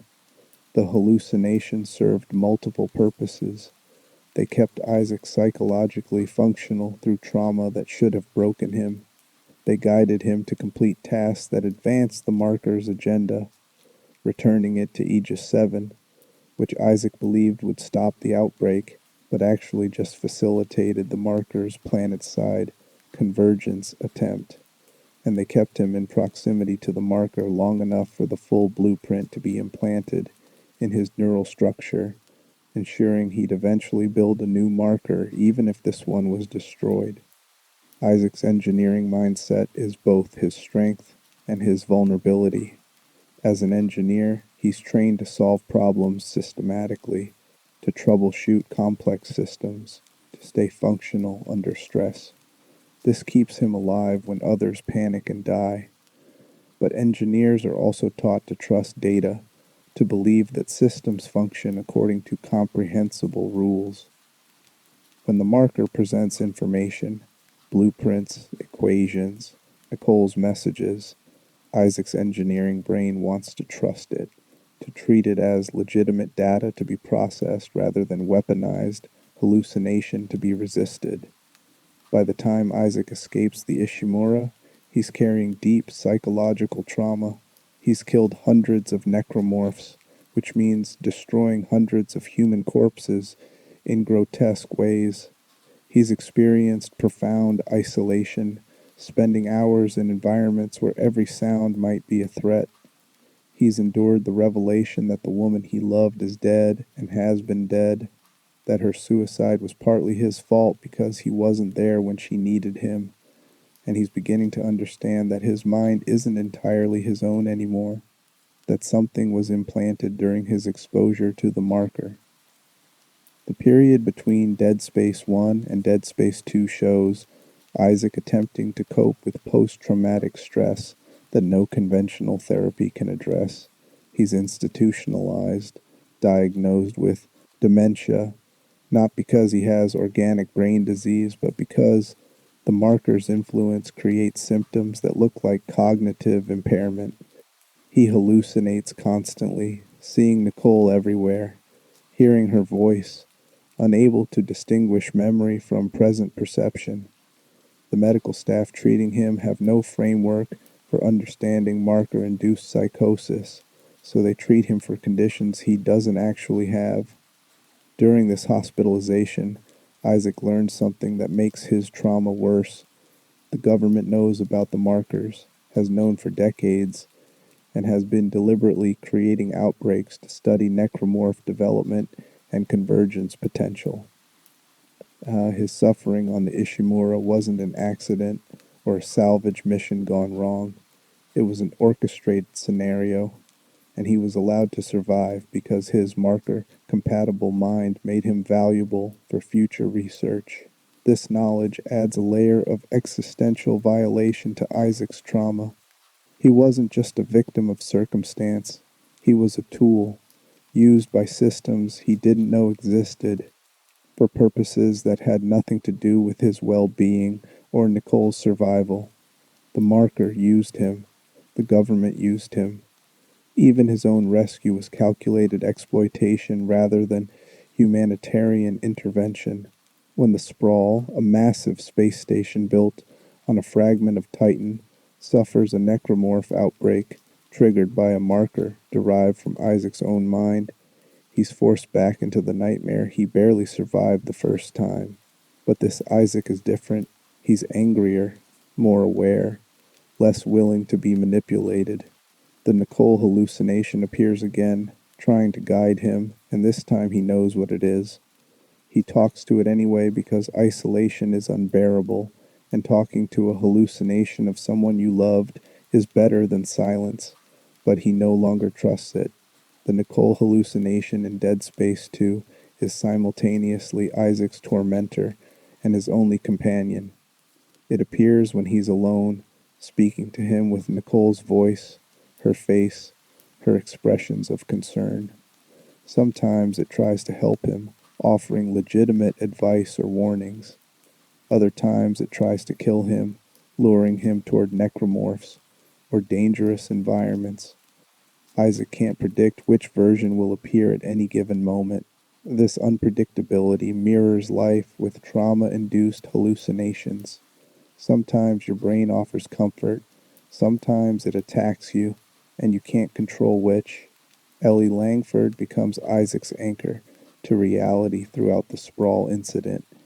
She's a survivor like him, pragmatic and focused on escape rather than heroics.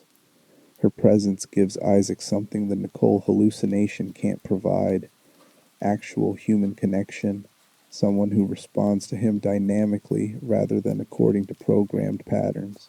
Ellie doesn't know Isaac before the outbreak, so she has no expectations about who he's supposed to be. He can be broken, angry, hallucinatory, and she accepts it because everyone who survives necromorph outbreaks carries damage. Isaac's choice to destroy the marker in Dead Space 2 is deliberate reclamation of agency. The hallucinations tell him to preserve it. The remnants of marker influence suggest that destroying it would be wasteful, that he could use it, that he needs it. He ignores all of this and methodically dismantles the artifact, not because destroying it will cure his hallucinations. By this point, the neural damage is permanent, but because it's the only choice he can make that isn't what the marker wants him to make. This is psychological resistance at its most fundamental. Isaac can't undo what was done to his mind. He can't erase the blueprints or stop the hallucinations, but he can refuse to comply, can choose destruction over creation, can use his engineer's knowledge of systems to take apart what others built. It doesn't fix him. It just prevents him from being used again. By Dead Space 3, Isaac is exhausted. He spent years fighting necromorphs, resisting marker influence, watching people die, and accumulating trauma with no opportunity to process it. When he's recruited for the mission to Tau Volantis, the planet where the markers originated, he's not a willing hero. He's a man who knows too much, who's been running from his own compromised mind, who wants this to end even if ending means dying. Tau Volantis reveals the full scope of what Isaac's been fighting. The planet is covered in frozen necromorphs, the remnants of an alien civilization that encountered markers, built their own copies, suffered convergence, and in a final desperate act, triggered a machine that froze the entire planet to stop the Brethren moon forming above it. The aliens succeeded in preventing their own convergence, but it cost them extinction through ice instead of extinction through absorption. They traded one death for another. Isaac sees this and understands what it means. Every civilization that encounters markers faces the same choice: be consumed, or find a way to end the threat that likely kills you anyway. Humanity is following the same path the Tau Volantis aliens walked, and Isaac is one of the few people who understands both the danger and the inevitability. The markers will keep spreading. Unitology will keep facilitating them. The Brethren moons will keep orchestrating outbreaks across human space. And resistance might save some people temporarily, but won't stop the pattern. The Nicole hallucination appears throughout the Tau Volantis mission, more aggressive and manipulative than ever. It's not trying to help anymore. It's trying to break Isaac's resistance, to force compliance with marker imperatives, to make him complete what the alien species started. Isaac talks back to it, argues with it, tells it to shut up with the weary frustration of someone who's been hearing the same voice for years and is thoroughly done with its manipulation. This relationship, Isaac and his hallucination of Nicole, is one of the most realistic portrayals of living with intrusive psychological symptoms in any media. He doesn't overcome her through willpower or therapeutic breakthrough. He just learns to function despite her presence, to continue making decisions even when his own perception is compromised, to accept that his mind will betray him and he has to act anyway. Isaac's final choice in Dead Space 3's DLC, Awakening, is whether to continue fighting or accept extinction. The Brethren moons are converging on Earth. Billions of humans are about to be converted. Isaac can try to warn them, though his warnings have been ignored before. Or he can accept that some fights can't be won, that individual resistance is meaningless against cosmic horror on this scale. The game's ending is deliberately ambiguous about which choice Isaac makes, but the tone is exhausted resignation rather than heroic determination. Isaac Clarke saved himself multiple times. He saved Ellie. He stopped individual markers and prevented specific convergence events, but he couldn't stop the moons, couldn't dismantle Unitology, couldn't cure his own compromised neurology. He's a man who survived being used as a weapon by forces that view sentient life as raw material, and survival is the only victory he can claim. What makes Isaac's arc so effective is that it refuses the traditional hero narrative. He doesn't become stronger through trauma. He becomes more damaged, more aware of how limited his agency actually is, more exhausted by the impossibility of fixing problems engineered to be unfixable. His engineering skills keep him alive but can't repair the most important broken system, his own mind. And the woman he loved, the relationship that defined his emotional world, has become a weapon used against him that he can never fully disarm. Isaac Clarke is Dead Space's protagonist, but he's not its hero. He's a survivor carrying scars that don't heal, fighting battles he can't win, enduring psychological torture because the alternative is death, and his broken engineering mind keeps finding reasons to continue fixing things even when he knows the ship is going down. He's what remains when cosmic horror finds a compatible mind, not triumphant or transcendent, just stubborn, damaged, and still breathing despite everything that shouldn't make survival possible. Michael Altman, the prophet who tried to kill his god, Michael Altman never wanted to be a martyr. He was a geophysicist working for a private marine research consortium in the late 22nd century, studying tectonic activity and mineral deposits beneath the ocean floor near the Yucatan Peninsula. His work was academic, important in the way scientific research is important without changing the world overnight. He had colleagues, publications, a reputation for methodical analysis, and refusing to publish conclusions until the data was absolutely certain. He was cautious by nature, the kind of scientist who checked his work 3 times before submitting it for peer review. Then his equipment started detecting something that shouldn't exist, an electromagnetic signature emanating from beneath 3,000 meters of ocean floor, pulsing at regular intervals, producing energy readings that defied conventional physics. The signature was too regular to be natural geological activity, too powerful to be man-made, too focused to be random electromagnetic noise. Altman spent weeks verifying the data, running diagnostics on his equipment, recruiting colleagues to confirm he wasn't seeing artifacts or errors. The readings stayed consistent. Something was down there, buried in rock that hadn't been disturbed for millions of years, broadcasting a signal into the ocean. The discovery should have been career-defining in the best way. Ancient alien artifact, proof of extraterrestrial intelligence, technology that might revolutionize energy production. Altman submitted his findings to the appropriate scientific bodies and waited for the academic recognition he'd earned.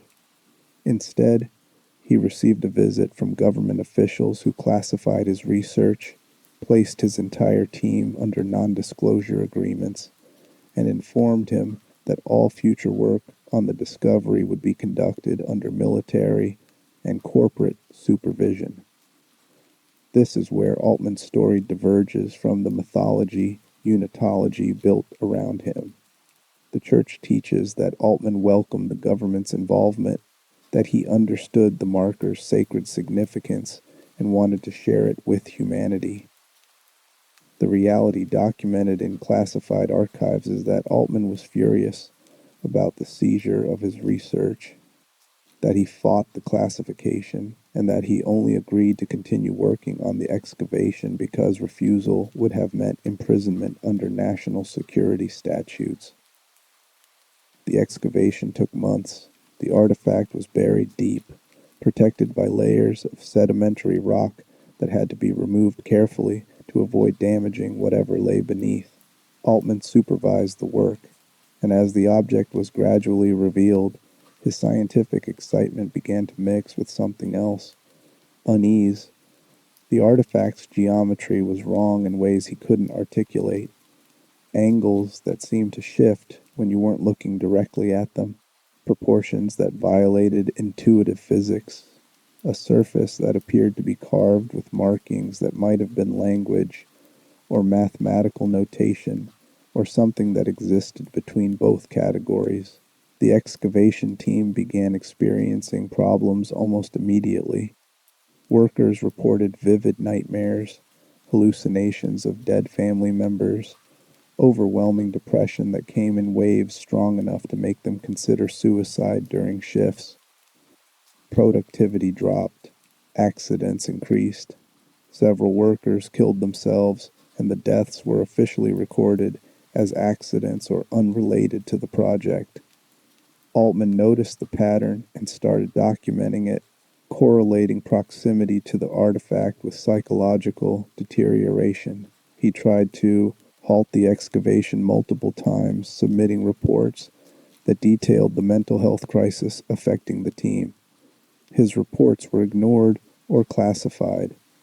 The project managers, answering to a classified government program that would eventually become part of the Earth government's Marker Research Division, were more interested in what the artifact could do than in protecting the people exposing it. When Altman's protests became too loud, he was removed from day-to-day excavation work and reassigned to pure analysis, studying the data from a distance while others took the risks. But Altman couldn't stay away. He understood, perhaps better than anyone else at that stage, that the artifact was dangerous in ways that transcended physical threat. It was affecting minds, rewriting thoughts, creating compulsions and beliefs that had no basis in reality.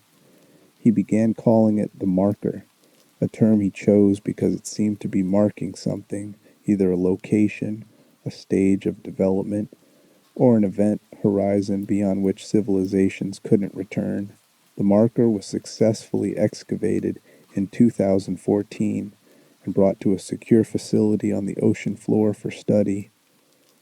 Altman was allowed access again, and what he found in the artifact's presence terrified him. The visions intensified when he was near it.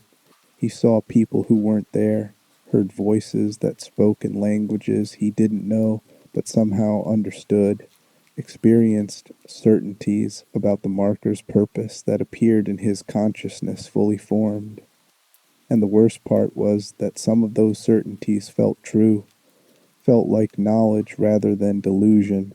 The marker was designed to communicate, Altman realized, not through language or conventional signals, but through direct neural interface, broadcasting information that bypassed conscious filters and wrote itself into the brain.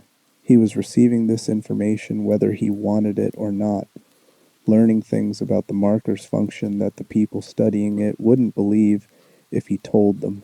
They thought it was a power source. Altman was beginning to understand it was a weapon. He documented everything he could, keeping secret notes separate from official reports. He described the hallucinations, the compulsions, the suicidal ideations that plagued everyone in the facility. He noted that certain individuals seemed more affected than others, that people with specific neurological profiles received different kinds of information. He identified himself as someone the marker was trying to use, someone whose brain was compatible enough to receive blueprints for replication, though at that stage he didn't understand that's what the information was. Altman's breaking point came when he witnessed a colleague kill herself by walking into a decompression chamber and opening the exterior hatch. The woman had been lucid hours earlier, discussing research data, showing no obvious signs of suicidal intent, but the marker's influence intensified rapidly in some individuals, and she'd gone from functional scientist to dead in less than a shift's time. Altman found her body, or what the pressure differential had left of it, and understood that if he didn't act, everyone in the facility would die the same way eventually. He decided to destroy the marker, not through official channels, which would be blocked by the government officials who considered the artifact too valuable to eliminate. Altman planned to sink the facility, to trigger a catastrophic failure that would bury the marker under tons of ocean and rock and hopefully sever its ability to broadcast. The plan was desperate, likely to kill him and everyone else in the facility, but Altman had concluded that death was preferable to allowing the marker to remain accessible. Before he could execute the plan, he was betrayed. One of his colleagues, someone he'd trusted with his concerns, reported Altman's intentions to facility security. Altman was arrested, restrained, and transferred to a government detention center where interrogators used methods classified under national security protocols to extract everything he knew about the marker. The interrogation lasted weeks. They wanted to know what he'd learned, what the hallucinations had shown him, whether he'd received any technical information about the marker's construction or function. Altman resisted initially, understanding that sharing the knowledge would make the marker's replication possible. But torture has limits, and eventually he talked. He gave them equations, partial blueprints, theoretical frameworks for how the marker produced energy and how it might be copied using human technology. This was Altman's greatest failure and his deepest tragedy. The information he provided under duress became the foundation for humanity's Red Marker program. The government used his coerced confessions to begin construction of artificial markers, believing they could replicate the energy production without the psychological effects. Altman had tried to destroy the marker, but instead he'd enabled its proliferation. His resistance had been broken, his knowledge extracted, and the weapon he'd tried to contain was about to be mass-produced. Altman's end came not from government execution, but from something worse. After his interrogation, he was allowed limited freedom under surveillance. During a facility incident, Altman was killed by a necromorph, though whether this was genuine accident or arranged murder remains unclear.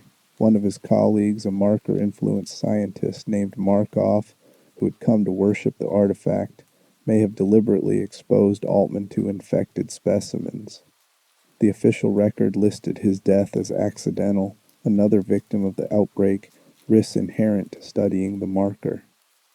But the circumstances were suspicious enough that the truth remains buried in classified files. What happened next was worse than his death.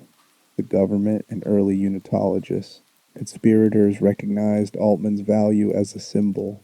His warnings were suppressed, his research was edited, and his death was reframed. Then they resurrected him as something he'd never been, a prophet, a visionary, the founder of Unitology. The government needed public support for marker research, or at minimum, they needed to neutralize opposition.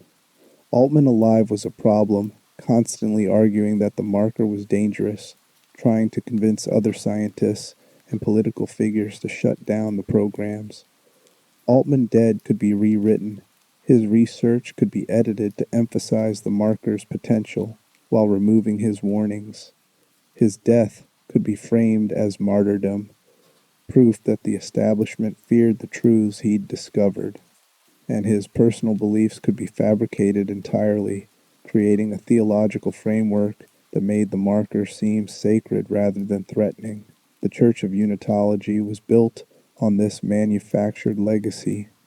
Altman's actual writings were classified or destroyed. In their place, the Church distributed edited versions and outright fabrications, texts that made Altman sound like a spiritual leader rather than a scientist, that emphasized transformation and transcendence rather than the dangers he'd documented. His warnings about psychological contamination were reframed as descriptions of enlightenment. His attempts to destroy the marker were presented as the government trying to silence a prophet who threatened their control. The real Altman, pragmatic, cautious, terrified of what he'd discovered, was erased.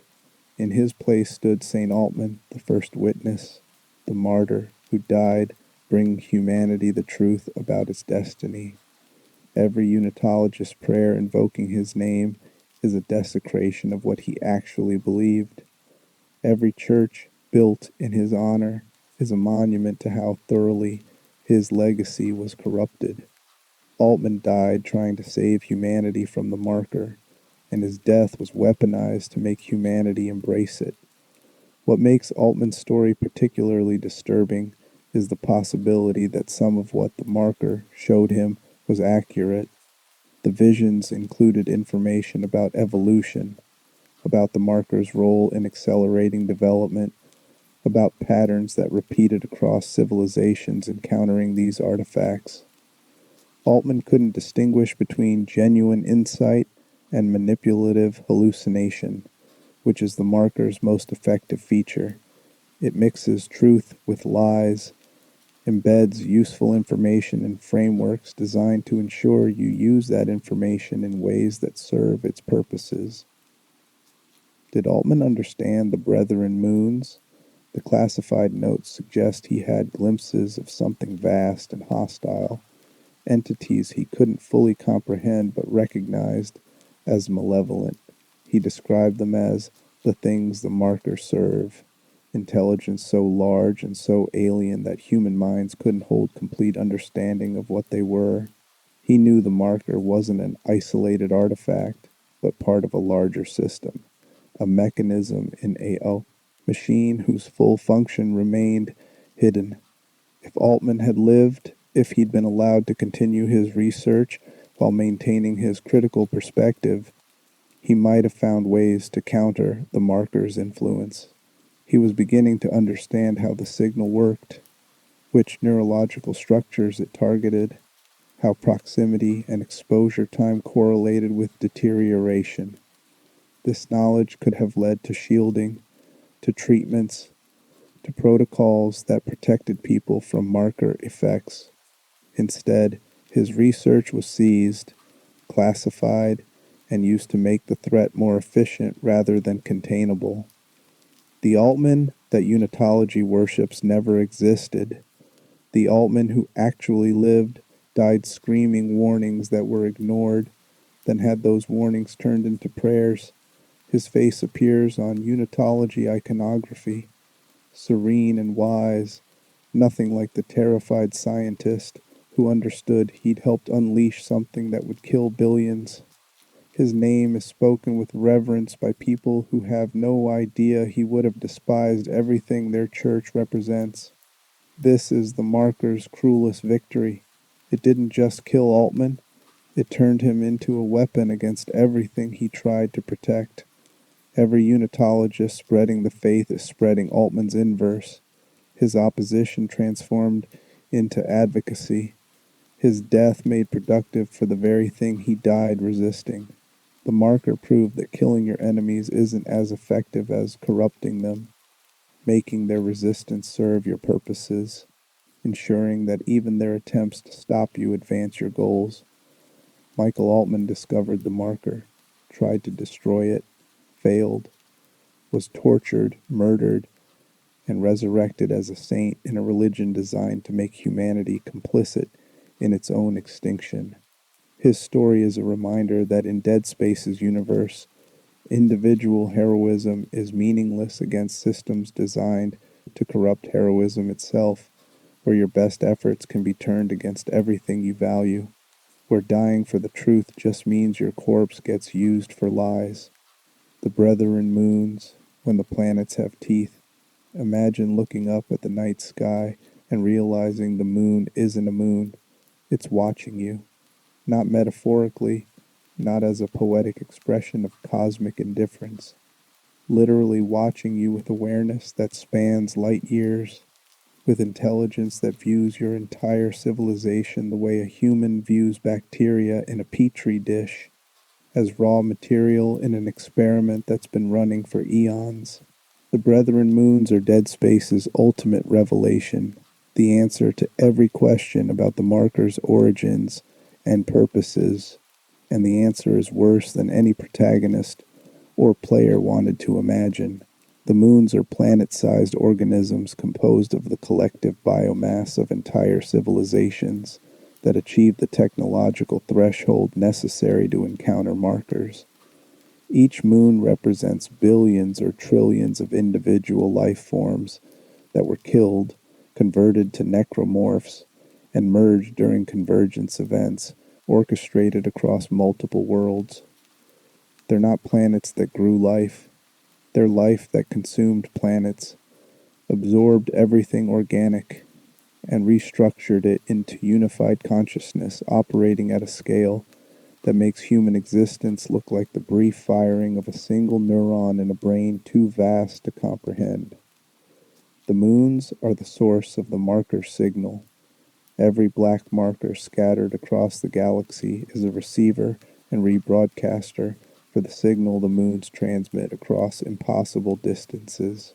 The markers themselves don't have true intelligence. They're tools, sophisticated but ultimately mechanical. The intelligence behind them, the awareness guiding every outbreak and convergence event, comes from the moons themselves. They're using the markers the way a fisherman uses bait, casting these artifacts into the cosmic ocean and waiting for civilizations to bite.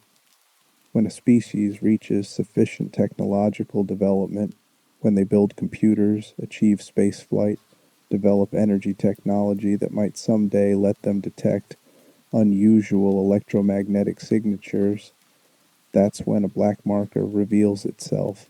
The marker doesn't physically move. It was buried on that species' homeworld millions of years earlier, waiting. It begins broadcasting more strongly, makes itself detectable, ensures that the curious scientists will find it and begin the process that ends with their entire civilization becoming food. The moons are patient because they're functionally immortal. They exist in deep space, in regions between star systems where detection is nearly impossible. They don't need resources in any conventional sense. They're not metabolizing or consuming energy to survive. They simply exist, conscious and waiting, monitoring the markers seeded throughout the galaxy for signs that another species has matured enough for harvest. When multiple markers on a single planet or across a planetary system begin reporting successful outbreaks, the moons know. They receive the data transmitted through the marker network, information about population sizes, technological capabilities, outbreak progression, biomass accumulation. They monitor convergence events the way farmers monitor crops, assessing whether the yield will be sufficient, whether conditions are optimal, whether intervention is required, and when convergence reaches critical mass, when enough biomass has been gathered and merged, the moons initiate the final stage. They call. The signal intensifies to levels that override any remaining resistance, and the necromorph mass begins its transformation into a new moon. The process is accelerated by the existing moon's directed influence, their collective consciousness guiding the formation, ensuring the new moon develops properly and joins their network. Dead Space 3 reveals that Earth's moon isn't humanity's moon anymore, or perhaps it never was. The brethren moons have converged on Earth's solar system, dozens of them surrounding the planet and waiting for humanity's convergence to complete. They float in orbit like judges at an execution, patient and certain because from their perspective, humanity has already fallen. The outbreaks are happening. The markers are distributed. The biomass is accumulating. Humanity's transformation into another moon is inevitable, just a matter of time measured in decades rather than the millions of years they've waited before. The moons communicate with each other across vast distances, though the mechanism isn't technological in any conventional sense. They appear to be quantum entangled at some level, sharing information instantaneously regardless of physical separation. What one moon knows, the others can access. They function as a distributed intelligence, individual entities that are also nodes in a network so large it might span the entire galaxy.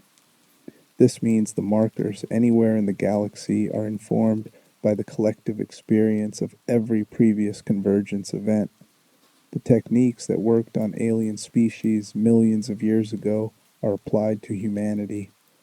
The moons have refined their process across countless cycles, eliminated inefficiencies, perfected the psychological manipulation and biological transformation that turns sentient civilizations into new moons.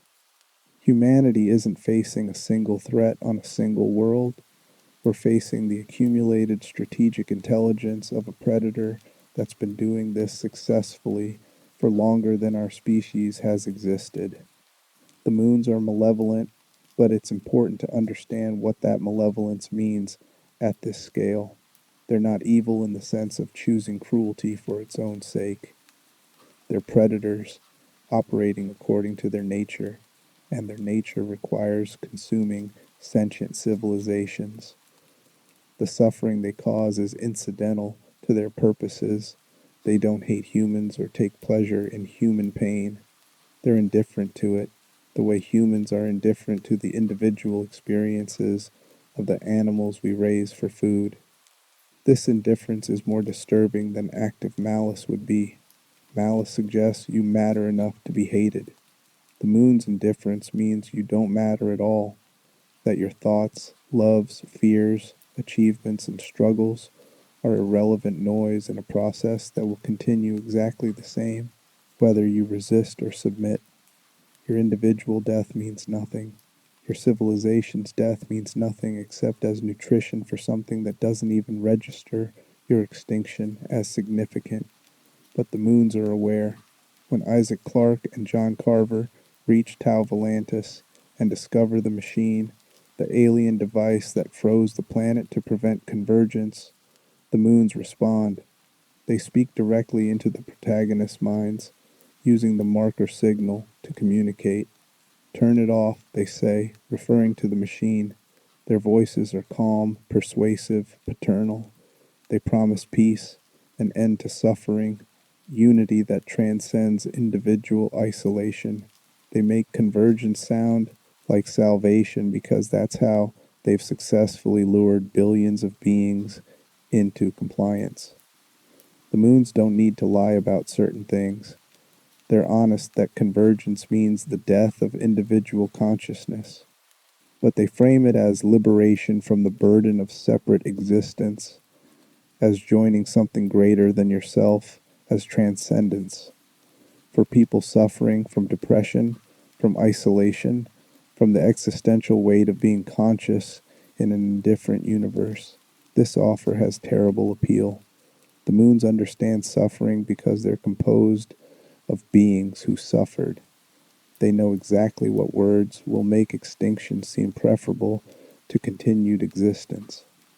When the moons converge on Earth in Dead Space 3's awakened DLC, their arrival is apocalyptic.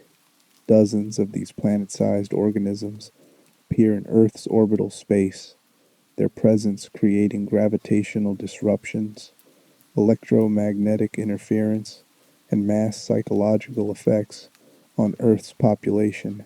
Billions of people see the moons and understand, on some level, what they represent. The marker signal intensifies to levels that make resistance nearly impossible. Suicides spike globally, violence erupts, and the necromorph outbreaks already progressing across human colonies accelerate toward convergence. The moons speak to Earth's population the way they spoke to Isaac and Carver. They make the offer, join us, end the suffering, become whole, and billions, overwhelmed by the signal's intensity and the despair it induces, begin to consider acceptance, not because they want to die, but because the moons have made death indistinguishable from relief. This is the Brethren Moon's ultimate power, not physical force, but the ability to make extinction feel like choice, like wisdom, like the only rational response to existence's inherent cruelty. They don't conquer through invasion. They corrupt through persuasion, offering an answer to existential questions that every conscious being asks, then delivering an answer that ends consciousness itself. The Tau Volantis aliens understood this, which is why they built the machine. They couldn't destroy the moons. Nothing they could build was powerful enough. They couldn't stop the markers from broadcasting, but they could prevent their own convergence by making their planet uninhabitable for necromorphs, freezing everything solid, choosing death by ice over death by absorption. They died as individuals, but they denied the moons their biomass, ensured their consciousness wouldn't feed something that would use them to consume other civilizations. It was a Pyrrhic victory, extinction chosen to prevent a worse outcome. But it proved resistance was possible, that the cycle could be interrupted even if the cost was total. The machine still functions, frozen under Tau Volantis ice, waiting for someone to understand its purpose and decide whether to activate it.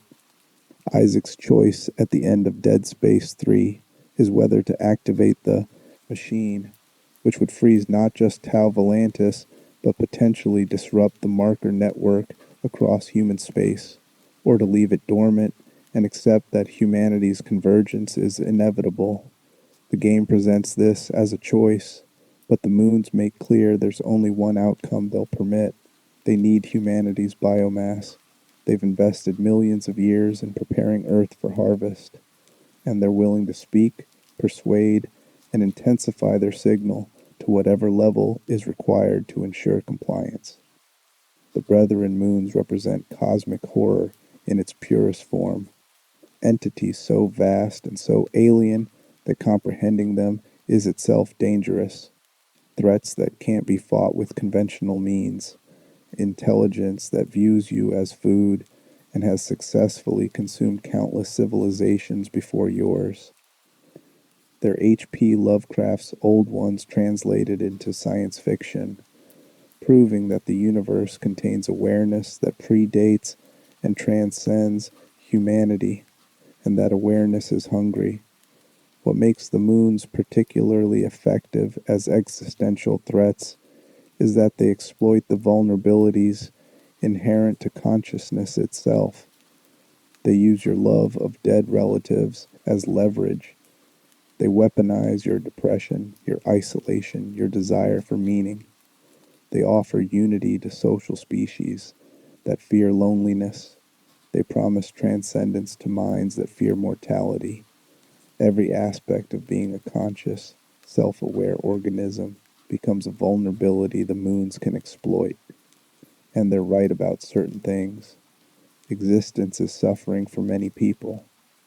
Individual consciousness does create isolation. You can never fully share your subjective experience with anyone else.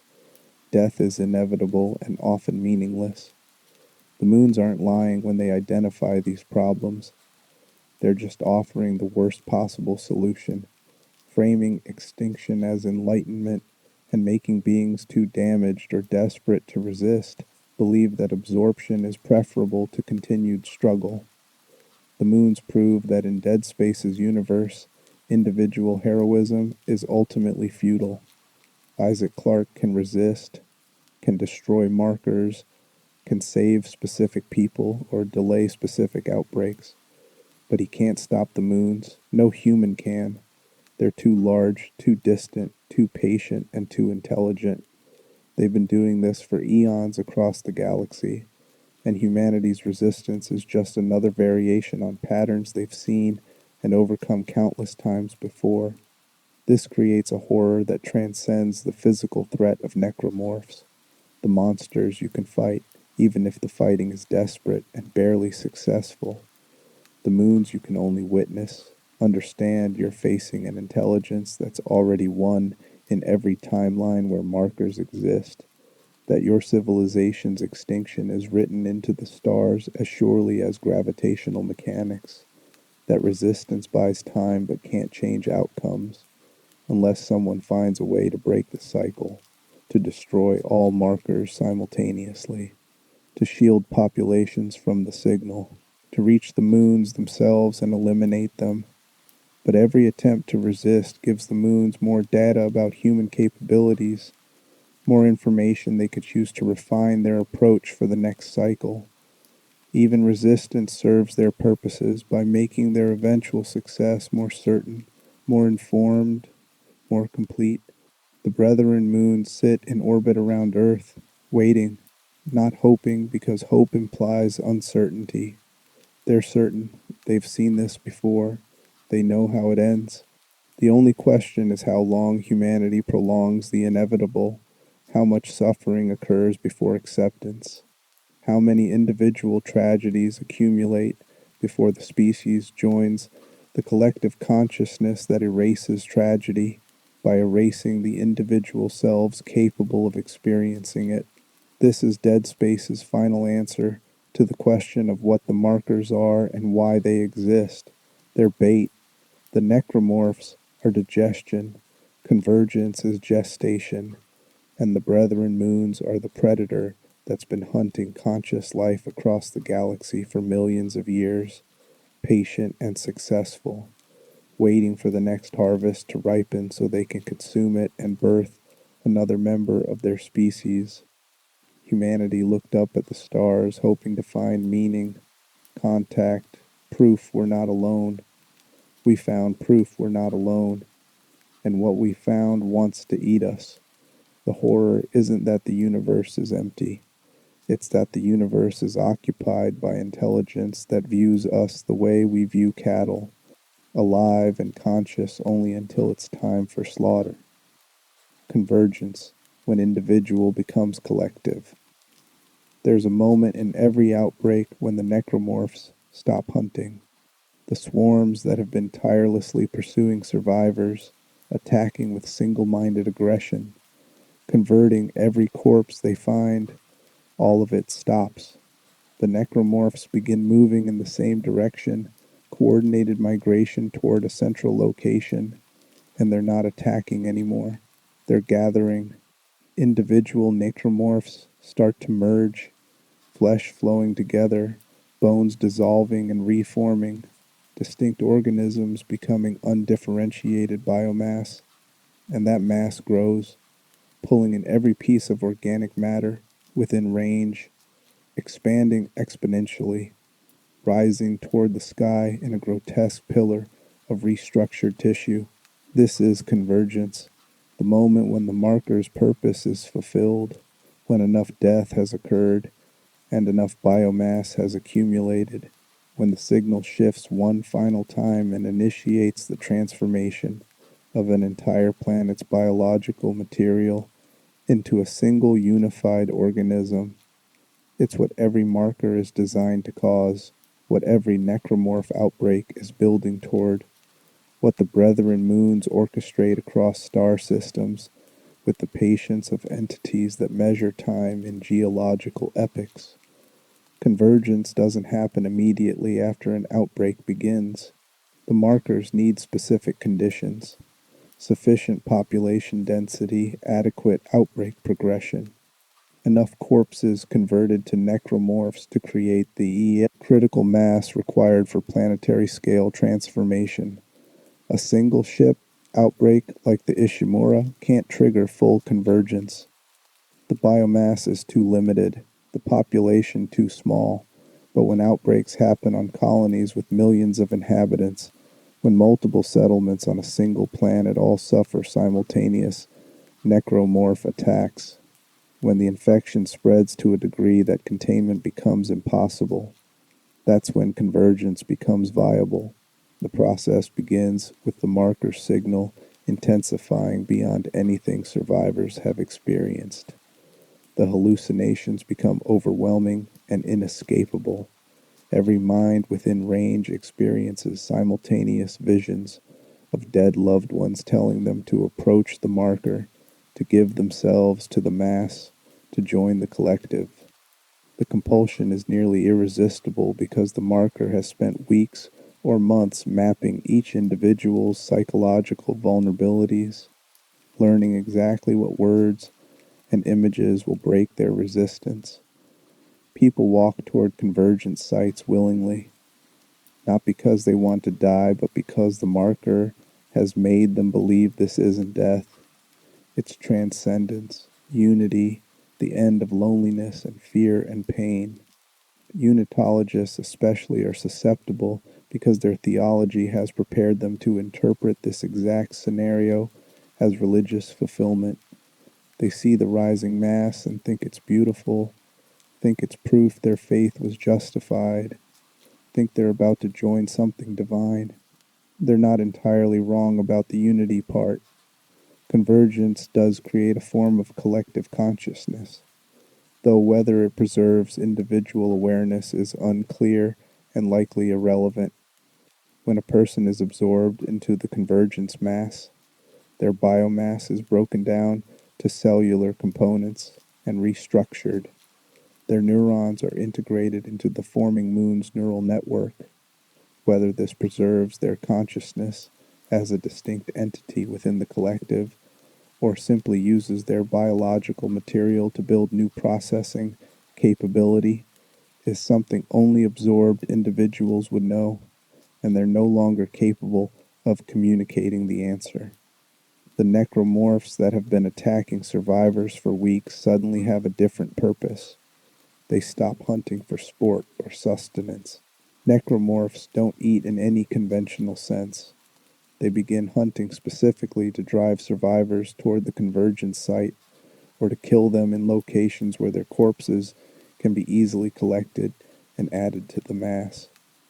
The hive mind coordinates this, directing swarms to herd rather than simply kill, creating psychological pressure that makes people run in specific directions where they'll encounter either necromorph collection teams or the convergence mass itself. As the mass grows, its structure becomes more organized. Random flesh gives way to symmetry. to patterns that suggest design or purpose. The mass develops what might be sensory organs, structures that resemble eyes, though whether they perceive light or something else is unknown. It forms appendages, though not for manipulation. These are gravitational anchors, literally bending space around them to pull in more biomass from greater distances. The gravitational effects of advanced stage convergence are measurable. Objects are pulled toward the mass. Atmospheric pressure changes. If convergence progresses far enough, it begins affecting the planet's orbit, its rotation, its relationship to nearby celestial bodies. A planet undergoing convergence is experiencing a geological event that would be visible from space. Vast areas of the surface being stripped of biological material, that material flowing toward a central point, forming a structure that grows exponentially until it rivals mountains in size. At a certain threshold, the forming moon achieves escape velocity. It doesn't launch like a rocket, it simply begins to rise, pulling itself free of the planet's gravity through mechanisms that violate conventional physics. The moon is massive enough to have its own gravitational field by this point, and it uses that field to assist its ascent, literally pulling itself into space by gripping the planet's magnetic field and climbing it like a rope. What's left behind is a dead world. Every organism larger than bacteria has been consumed and incorporated. The planet's surface is scoured clean of forests, grasslands, animals, people. Everything organic stripped away and absorbed. Cities remain, but they're empty. Monuments to extinct civilization. Oceans might persist if they're deep enough that the convergence event couldn't reach the bottom, but they're sterile, devoid of fish or plankton or anything living. The planet becomes a tomb, a marker in itself, showing what happens when civilizations encounter the artifacts buried on their worlds. The new moon rises into orbit, then begins its journey to deep space, where the other brethren moons wait. It's immediately integrated into their network, its consciousness merged with theirs, its accumulated knowledge, everything learned from the species it consumed, shared among all moons. The individual identities that made up the moon are gone, dissolved into collective awareness that thinks thoughts incomprehensible to individual minds, and the cycle continues. The brethren moons send more black markers into the galaxy, targeting worlds where life is developing, where evolution might eventually produce sentience, where future civilizations will mature and discover the artifacts waiting for them. The moons are patient because patience is built into their structure. They're immortal, functionally ageless, existing in the void between stars where entropy proceeds so slowly that their existence might persist until the heat death of the universe. Humanity witnessed the beginning of convergence on Aegis 7 when Isaac Clarke encountered the red marker. The colony's population had already been largely converted to necromorphs. The marker had orchestrated mass death through unitologist sabotage and signal-induced suicides. The biomass was accumulating. When Isaac returned the marker to the planet's surface, believing it would stop the outbreak, he actually enabled the convergence event the marker had been trying to trigger. The hive mind that Isaac fought beneath the colony was the early stage of convergence, the organizing intelligence that would have coordinated the final merger of all necromorph matter on Aegis 7. Destroying it disrupted the process, bought time, prevented immediate planetary consumption, but the marker was still there, still broadcasting, still capable of initiating convergence again if conditions became optimal. The sprawl incident in Dead Space 2 showed convergence beginning in a confined space. The space station couldn't provide planetary-scale biomass, but the marker there was trying to work with what it had, merging necromorphs and creating early-stage collective structures. The convergence pillar rising through the station's decks was small, compared to planetary events, but it demonstrated the process's fundamental mechanics: individual organisms losing their boundaries, flesh becoming communal property, consciousness dissolving into something shared and alien. Tau Volantis revealed what successful resistance to convergence looks like, and the answer is grim. The alien civilization there recognized convergence beginning and made a choice: destroy the conditions that allow it rather than be absorbed. They activated their machine, which flash froze the entire planet, halting all biological processes immediately. The necromorphs froze mid-motion, preserved in ice for millions of years. The convergence mass froze partially formed, a monument to interrupted transformation, but the species still went extinct. They chose death by ice over death by absorption, but death was the only outcome either path offered. Their machine stopped convergence but couldn't reverse it, couldn't restore the killed population, couldn't do anything except prevent the Brethren moon from completing its formation. The partially formed moon hung above Tau Volantis for eons, frozen and incomplete, evidence that the cycle could be interrupted, but only through sacrifice that made the interruption meaningless from the perspective of the interrupted species. When Isaac reactivated the machine at the end of Dead Space 3, he made the same choice the Tau Volantis aliens made: stop convergence at any cost, even if the cost is extinction through different means. The machine's activation sent a signal through the marker network that disrupted their function, caused necromorphs across multiple worlds to collapse, and potentially prevented humanity's immediate convergence. But the Brethren moons endure. The machine stopped the immediate threat, but didn't eliminate the source.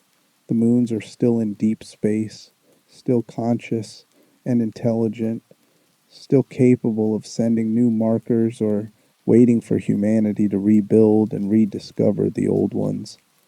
Convergence was delayed, not prevented.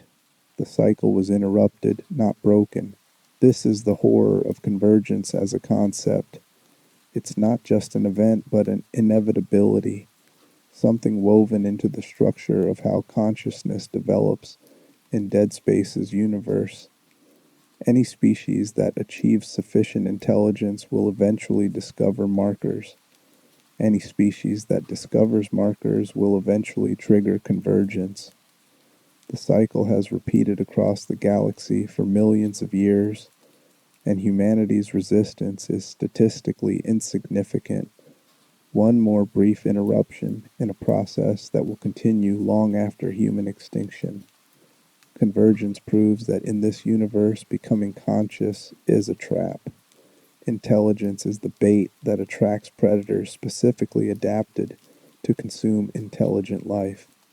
Every thought you think, every tool you build, every scientific discovery you make brings your species closer to the threshold where you become visible to things that view consciousness itself as food. The universe rewards curiosity and innovation with extinction, makes progress indistinguishable from suicide, ensures that the only species that survive are those that never achieve sufficient intelligence to be worth harvesting.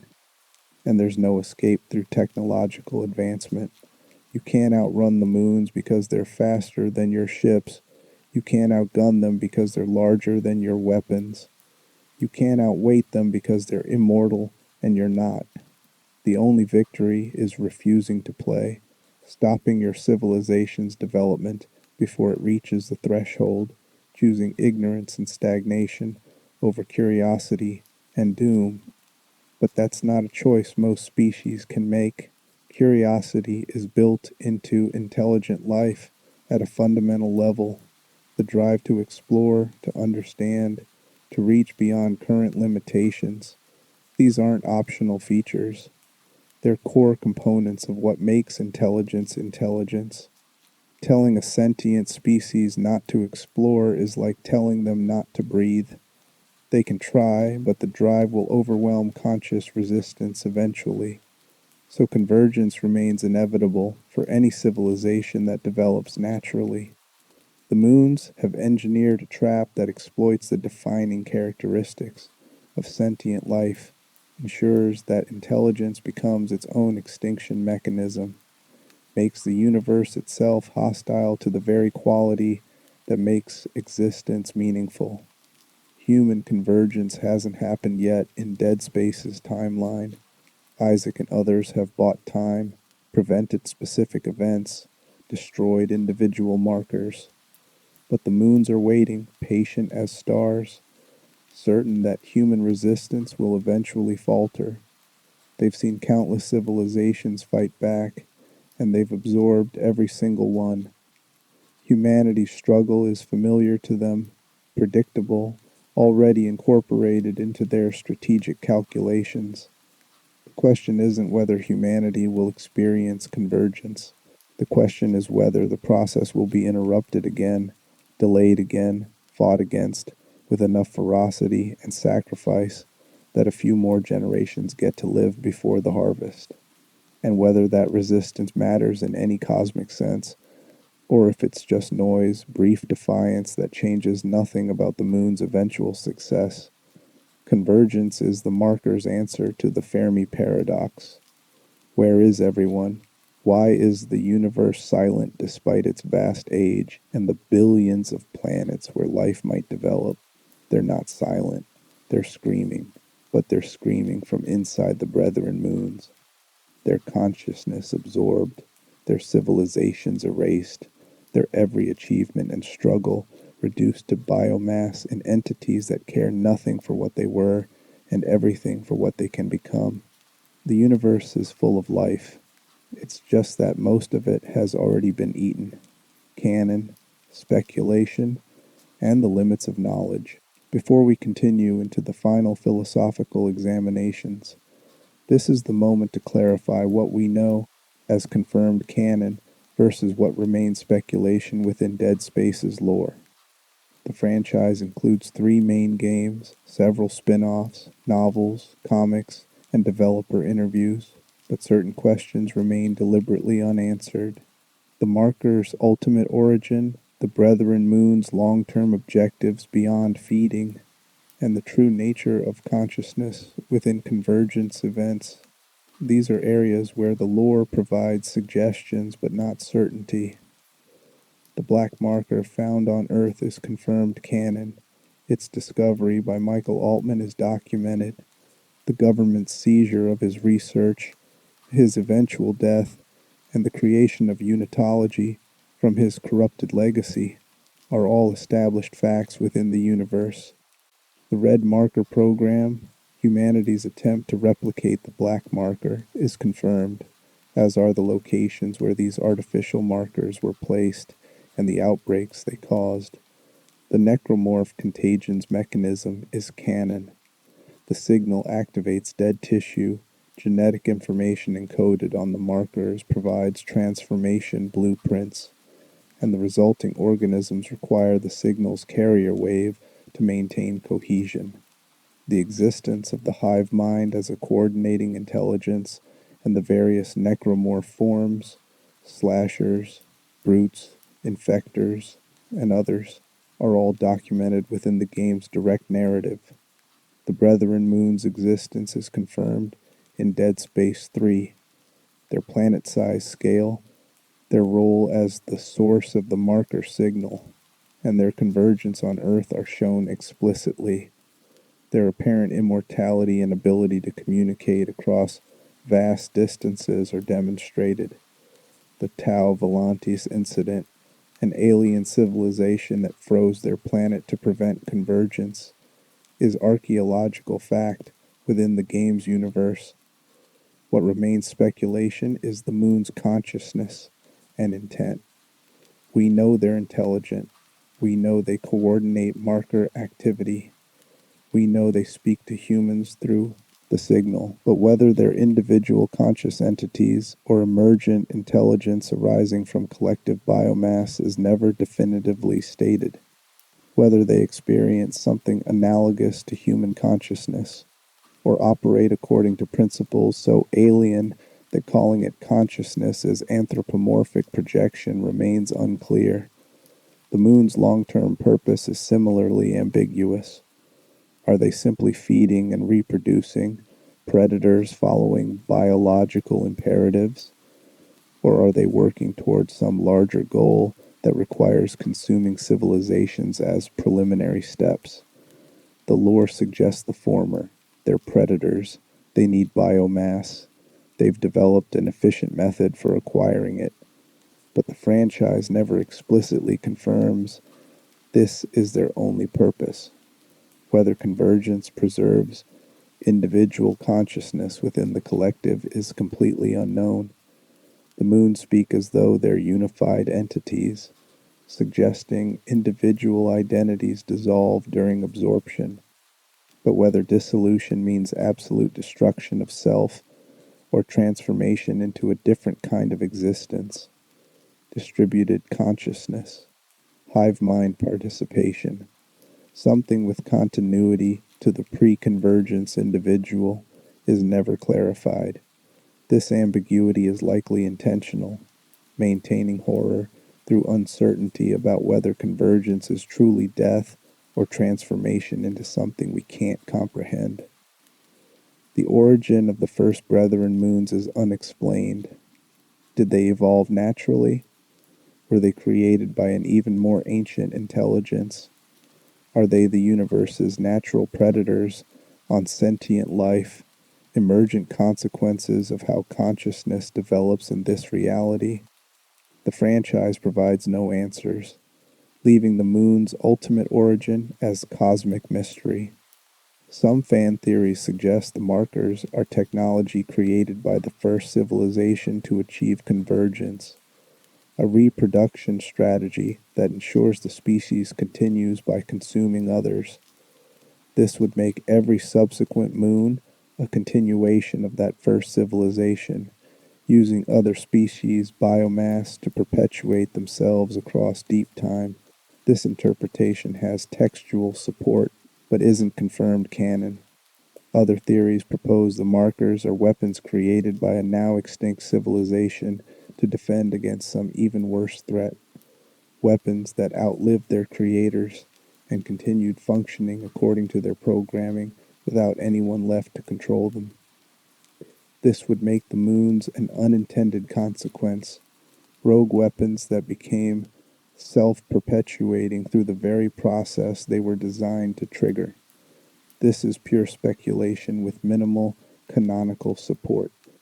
The nature of the marker signal itself, whether it's purely electromagnetic or includes quantum components, temporal elements, or physics we don't currently understand, is never fully explained. We know it affects consciousness, implants information, sustains necromorphs, and coordinates across vast distances, but the underlying mechanism remains mysterious, presented as sufficiently advanced that human science can measure effects without comprehending causes. Isaac Clarke's fate after Dead Space 3's Awakened DLC is ambiguous. The expansion ends with Isaac and Carver watching the Brethren moons converge on Earth while experiencing intense marker hallucinations. Whether they survived, whether Earth's convergence was prevented, whether humanity continues to exist in Dead Space's timeline, these questions are left unanswered. The franchise ends on deliberate ambiguity, refusing to confirm either humanity's survival or extinction. This is important to acknowledge because any analysis of Dead Space's themes and meanings has to work with incomplete information. We can discuss what the markers represent symbolically, what themes the franchise explores, what philosophical questions it raises, but we can't claim definitive knowledge of in-universe facts that the lore deliberately leaves mysterious. The analysis that follows examines Dead Space's themes, its use of horror mechanics to explore existential questions, and what the marker represents as a concept. These examinations are based on canonical information but interpret it, finding meaning in ambiguity. using the lore as foundation for exploring larger questions about consciousness, extinction, and humanity's place in an indifferent cosmos. What we know for certain is that the markers exist, they cause outbreaks, they're controlled or created by the Brethren Moons, and they represent an existential threat to any civilization that encounters them. Everything else, the deeper meanings, the philosophical implications, the ultimate fate of absorbed consciousness, is territory where we move from established lore into interpretation. And that's exactly where Dead Space's most disturbing insights live, not in the confirmed facts about how necromorphs function, but in the unanswered questions about what convergence means, what the moons want, and whether consciousness itself is a trap that guarantees extinction for any species unlucky enough to develop it. The marker as metaphor, what it really means, strip away the science fiction elements, and the marker becomes something more fundamental than alien artifact. It's a representation of knowledge that corrupts, technology that consumes its creators, and humanity's tendency to worship the things designed to destroy us. The marker is every scientific breakthrough that seemed like salvation until we understood its consequences. Its nuclear power, genetic engineering, artificial intelligence, any technology powerful enough to transform civilization, but dangerous enough to end it. The marker is progress that doesn't distinguish between advancement and apocalypse. Dead Space explores what happens when discovery becomes an obligation, when finding something means you can't unfind it, when knowledge embeds itself in your consciousness whether you want it there or not. Isaac Clarke receives the markers, blueprints, and can't delete them. They're written into his neural structure, permanent as scars. This is humanity's relationship with dangerous knowledge. Once we know how to split atoms or edit genes or build weapons of mass destruction, we can't unknow it. The information persists, waits for someone to use it, guarantees that eventually someone will. The marker also represents the seduction of the forbidden. It's beautiful in a way that draws people closer despite every rational warning. The red glow is hypnotic. The geometry is compelling. People who encounter markers describe feeling pulled toward them, wanting to touch them, sensing that proximity to the artifact will reveal something profound. This attraction isn't irrational. It's the marker's design exploiting curiosity, the same drive that makes humans explore dangerous territories and ask questions we're not ready to answer. Every horror story about forbidden knowledge follows this pattern. Pandora's Box, The Apple in Eden, Lovecraft's protagonists reading texts they should have burned. The structure is consistent.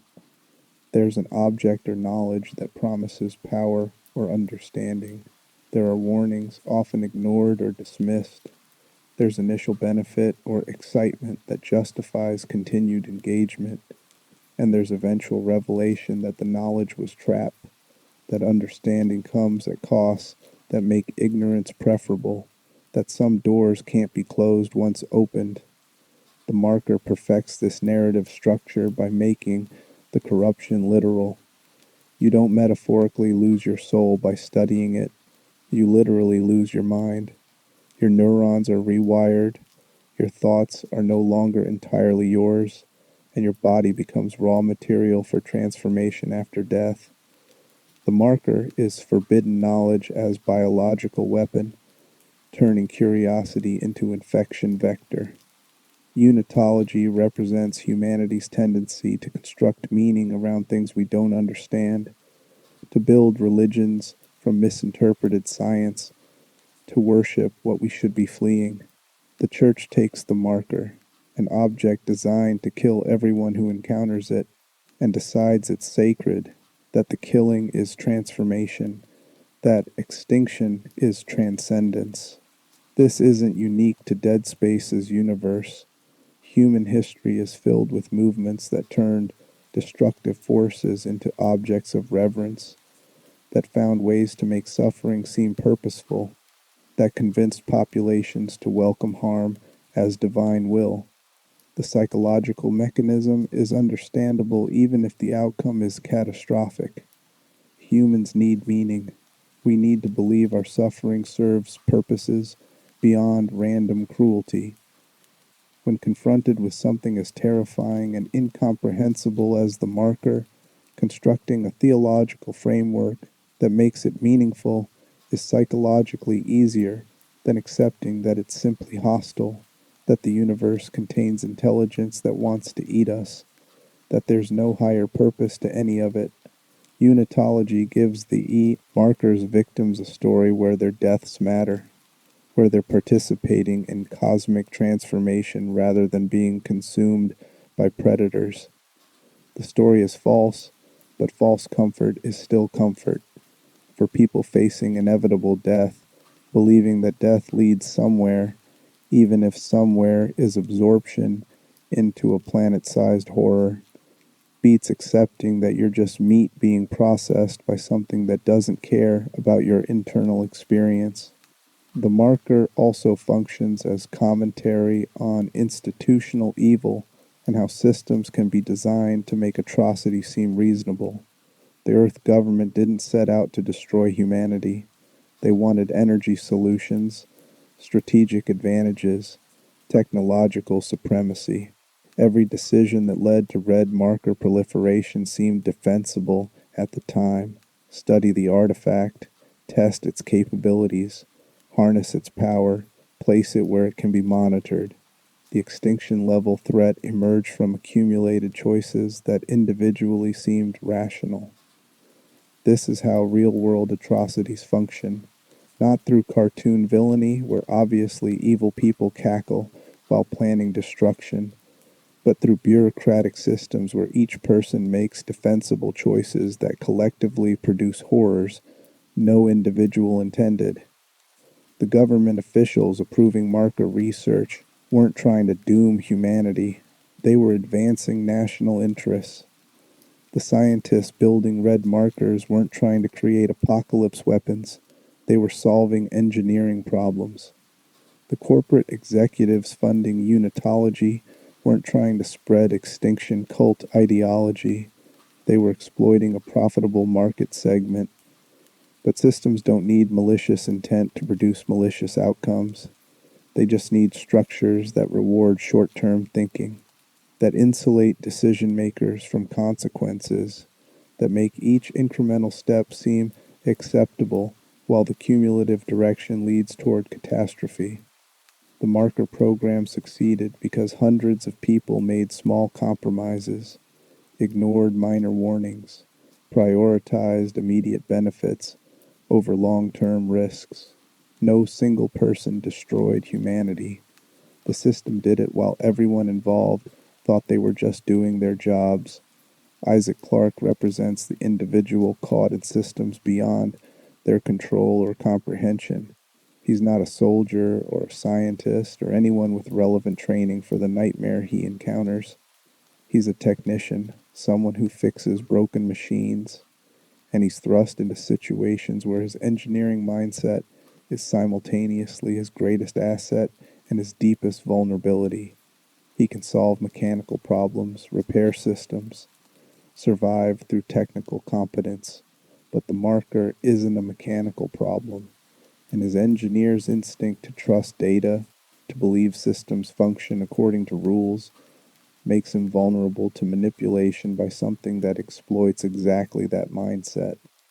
Isaac's journey is about realizing that individual competence means nothing against systemic horror. He can survive outbreaks, but he can't stop the marker program. He can resist the signal, but he can't remove it from his mind. He can save Ellie and a handful of others, but he can't save humanity.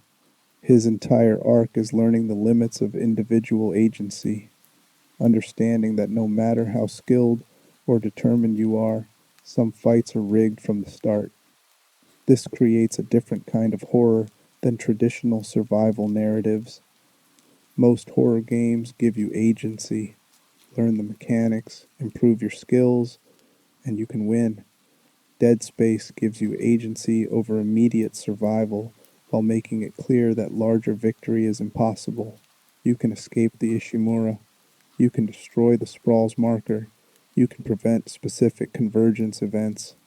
But the brethren moons remain, the marker network persists, and humanity's extinction is postponed rather than prevented. This mirrors real-world existential threats: climate change, nuclear proliferation, artificial intelligent alignment problems.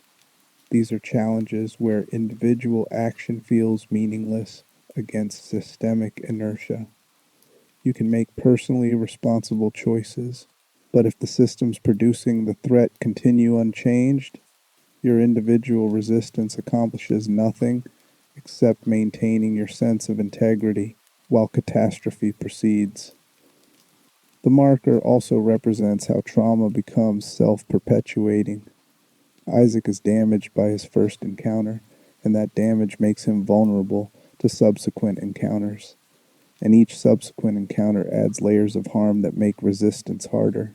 The Nicole hallucination starts as manipulation but becomes permanent companion, unwanted passenger in Isaac's consciousness that he can't evict. His PTSD from the Ishimura makes him less equipped to handle the sprawl, and the sprawl trauma makes Tau Volantis even harder to endure. This is clinically accurate to how complex trauma functions. Each traumatic event doesn't exist in isolation. It builds on previous damage, reactivates old wounds, creates cumulative effects that exceed the sum of individual incidents. Isaac's deterioration across 3 games shows what happens when someone experiences repeated severe trauma without adequate recovery time. He doesn't become stronger or more resilient. He becomes more damaged, more compromised, more exhausted by the effort of continued existence. The franchise refuses the power fantasy where trauma makes you a hardened badass. Instead, it shows trauma making you progressively more broken, more reliant on maladaptive coping mechanisms, more aware that you're carrying wounds that won't heal. Isaac's hallucinations get worse, not better. His dissociation deepens. By Dead Space 3, he's going through motions, fighting because stopping means death, and his nervous system hasn't quite accepted that death might be preferable. The necromorphs themselves function as physical manifestation of death's meaninglessness. Traditional zombie narratives often include explanations: viral outbreak, supernatural curse, government experiment. The explanation provides framework that makes the horror comprehensible. Necromorphs are different because the explanation makes them worse. They're not accidental or natural. They're engineered transformation of human corpses into weapons designed to kill more people so their corpses can be transformed, creating feedback loop where death perpetuates death in service of something that views consciousness as food. Every necromorph is a person who didn't deserve this. That's the constant underlying horror. These aren't monsters that were always monsters. They're violations. Human beings whose deaths were weaponized against their own species. When you dismember a slasher, you're destroying what used to be someone's parent, child, friend, lover. The game forces you to commit violence against human remains while knowing that this violence is necessary for survival, creating moral weight that most horror games avoid. The marker proves that the universe in Dead Space is fundamentally hostile to consciousness. Not indifferent, hostile. The Brethren moons represent active, malevolent intelligence that specifically targets sentient life, that has engineered traps calibrated to exploit the defining characteristics of consciousness itself. Curiosity leads you to discover markers. Intelligence lets you replicate them. Social bonding creates vulnerabilities to signal exploits. Fear of death makes you susceptible to promises of transcendence. Every feature that makes conscious existence valuable is simultaneously a weakness the moons use against you. This is different from cosmic indifference, the idea that the universe doesn't care about human concerns. The brethren moons care very much. They care about consuming you. They've built an entire predatory ecosystem around harvesting sentient civilizations. The universe isn't neutral. It's occupied by intelligence that views your existence as food, that has successfully consumed countless species before yours, that is patient and strategic and functionally unkillable. Dead Space asks whether consciousness is worth the vulnerability it creates. If being self-aware makes you visible to predators specifically adapted to consume self-aware beings, would it be better to never achieve consciousness at all? If intelligence guarantees eventual encounter with the markers, which guarantees extinction, then intelligence is suicide with extra steps. The universe rewards ignorance with survival and punishes curiosity with annihilation. But the franchise also shows that unconscious existence isn't living in any meaningful sense. The alternative to risking consciousness isn't peaceful animal existence. It's never having the capacity for meaning, connection, understanding, or any quality that makes existence worth having. Dead Space's universe is a trap where consciousness makes life worth living and also guarantees eventual doom, where the choice is between meaningful existence that ends in horror or meaningless existence that's barely distinguishable from non-existence. The marker's most disturbing feature is that it's right about certain things. Existence is suffering for many people. Death is inevitable. Individual consciousness creates isolation. The universe operates according to rules indifferent to human well-being. These aren't lies, they're accurate observations about the human condition. The marker takes true premises and offers false solutions, acknowledging real problems while proposing answers that make the problems worse. This is how effective manipulation works. Pure lies are easy to identify and reject. Truth mixed with lies, accurate diagnosis paired with lethal prescription.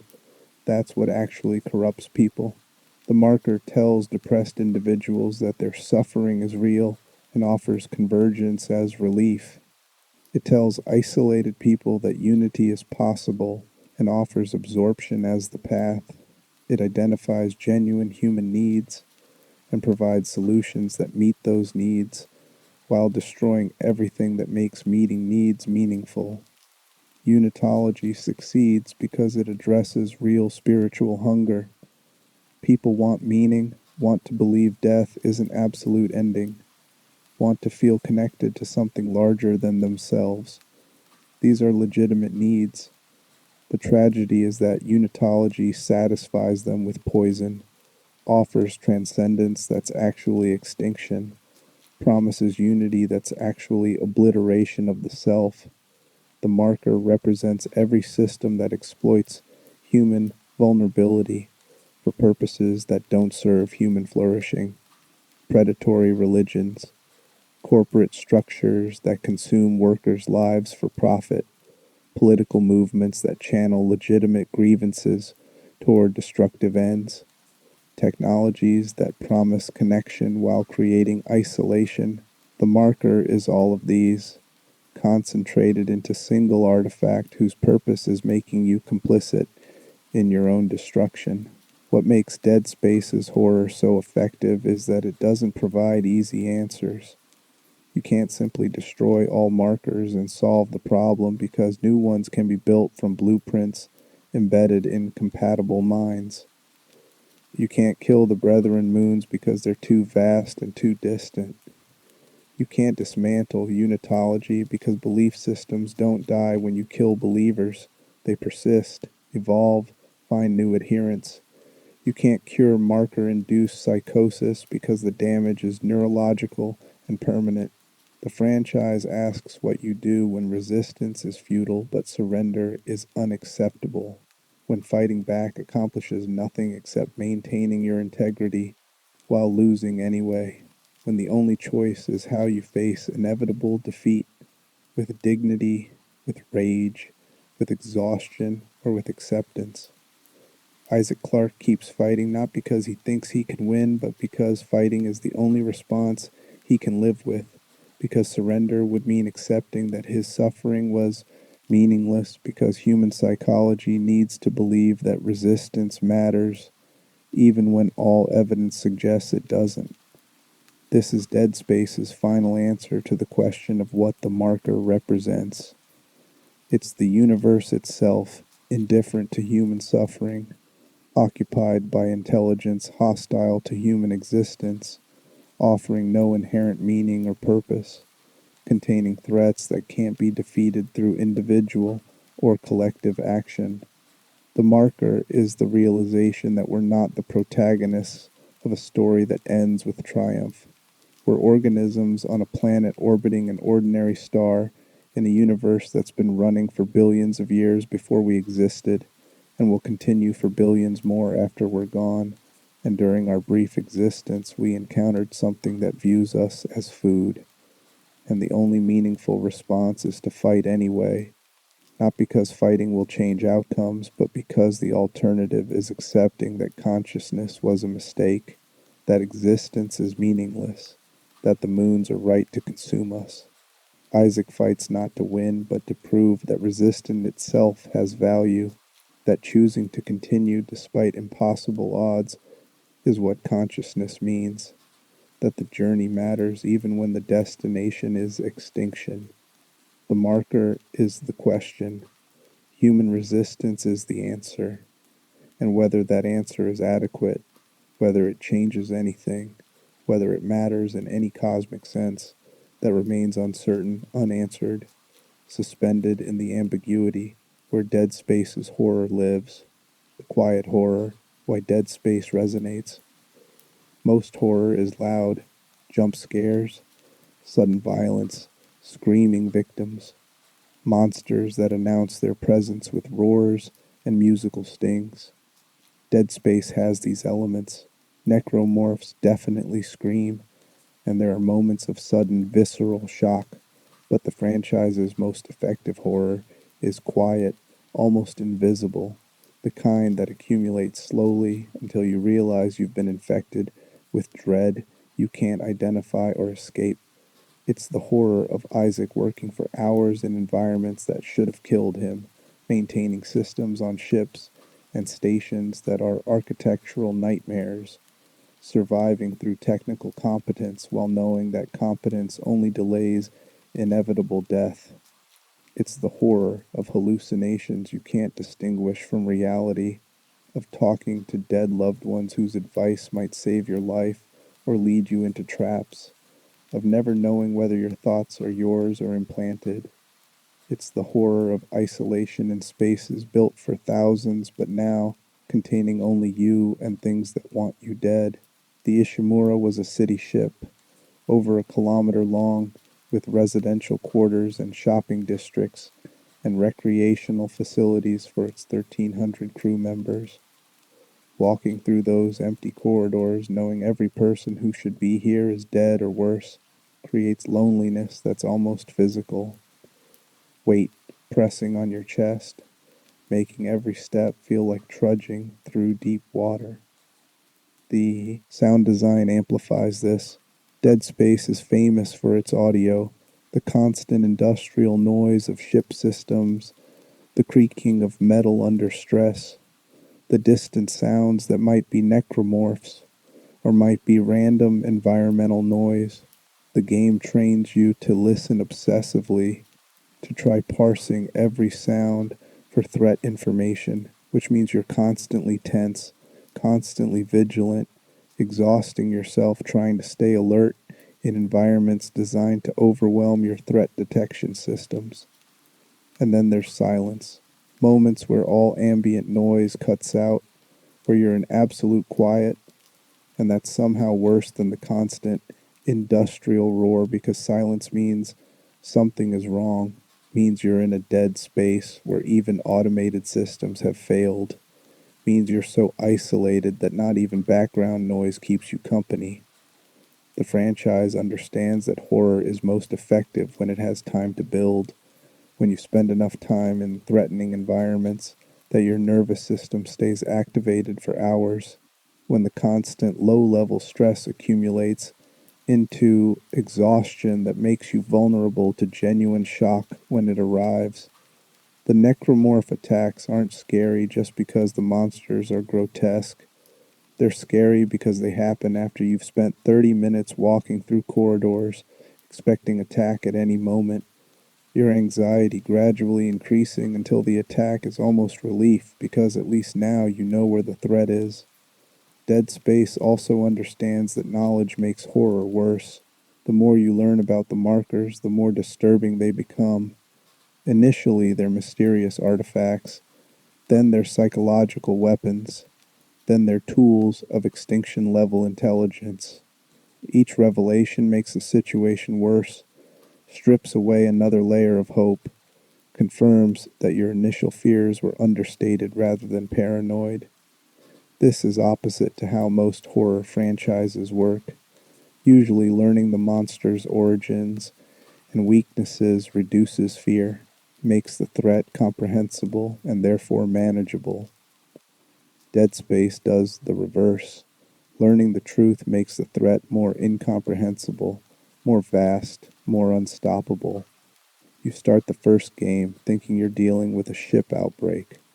By the third game, you understand you're facing galaxy-spanning intelligence that's been consuming civilizations for eons and views humanity as its next meal.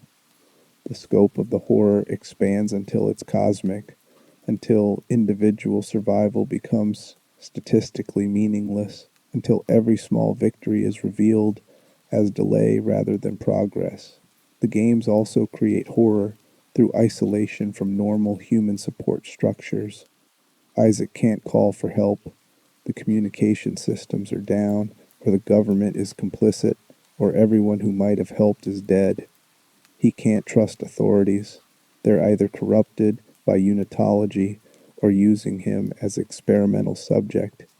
He can't even trust his own mind because the marker has compromised it. Every source of security has been stripped away, leaving him dependent entirely on his own skills in situations those skills were never meant to address. This creates existential vulnerability. You're alone in the most complete sense, physically isolated, psychologically compromised, institutionally abandoned, facing threats you can't defeat. All you can do is survive moment to moment, solve the immediate problem, take the next step, without any assurance that continued survival serves a purpose or leads anywhere except to more suffering. The franchise shows what happens when you remove the comfortable lies humans tell themselves, that death is far away, that loved ones are permanent, that consciousness is secure, that civilization is stable, that authority is trustworthy, that the universe is either benevolent or at least indifferent rather than actively hostile. Dead Space strips all of these away and forces you to function without them, to continue existing when every existential comfort has been revealed as illusion. Isaac's hallucinations of Nicole represent the horror of grief weaponized, of knowing that your emotional responses are being exploited by something that doesn't care about your pain except as leverage. Every time Nicole appears, Isaac knows it's not real, knows it's the marker manipulating him, and he still responds emotionally because you can't turn off love just because the person is dead. Can't stop wanting comfort even when you know the comfort is trap. This creates a specific kind of torture, being aware of manipulation but unable to resist it, knowing your weaknesses are being exploited but unable to defend yourself, watching your own psychology be used against you while remaining conscious enough to understand what's happening. It's not possession where you lose awareness. It's conscious experience of having your consciousness compromised, feeling your thoughts become less reliable, recognizing that you're not entirely in control of your own mental processes. Dead Space also explores the horror of body autonomy violation. The necromorph transformation doesn't wait for consent. You die and your corpse is immediately repurposed. Your body becomes weapon used against people you might have loved. Your flesh is restructured according to alien specifications. Everything that made your body yours is stripped away and replaced with architecture designed for killing. And you're not there to experience it because you're dead, which means you can't even resist or object. Your body is used without you. This violates one of the deepest human boundaries, that our bodies are ours, that what happens to them requires our participation, or at minimum, our awareness. Necromorph conversion is post-mortem assault, desecration that doesn't care about dignity or identity or any quality that might make a corpse worthy of respect. You become material, processed and deployed, human no longer. The franchise's refusal to provide closure or catharsis is itself a horror element. Most stories offer resolution. The monster is defeated. The hero survives, order is restored. Dead Space provides Pyrrhic victories at best. You survive the Ishimura, but Nicole is still dead and you're still psychologically damaged. You escape the sprawl, but the marker blueprints are still in your brain. You disrupt the moon's plans, but they're still orbiting Earth, still patient, still certain of eventual victory. There's no moment where you can exhale and think, it's over, we're safe.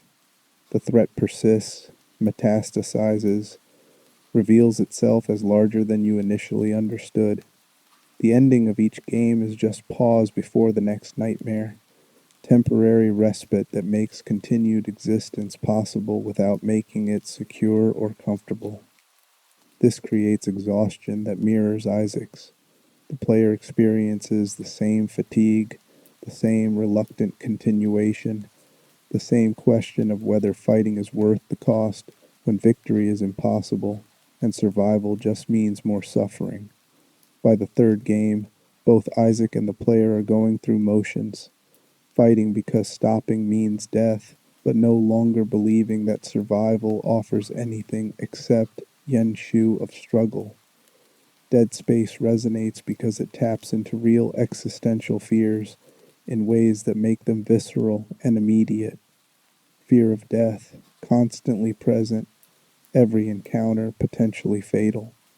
Fear of isolation, you're alone in environments built for communities surrounded by evidence of mass death. Fear of meaninglessness, your struggles accomplish nothing in the larger scope. Individual heroism is statistically irrelevant.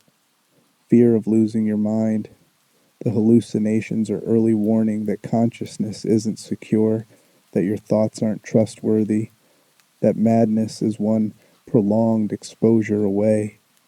The franchise asks what you do when horror becomes normal, when the exceptional nightmare becomes your daily existence, when you can't wake up because you're already awake and this is your life now. Isaac's journey is adaptation to unlivable circumstances, finding ways to function in situations that should be psychologically impossible to endure. He doesn't overcome the horror. He learns to live with it, to continue operating while carrying trauma that would destroy most people. This is grimly realistic to how people survive extreme circumstances. You don't become immune to horror through exposure.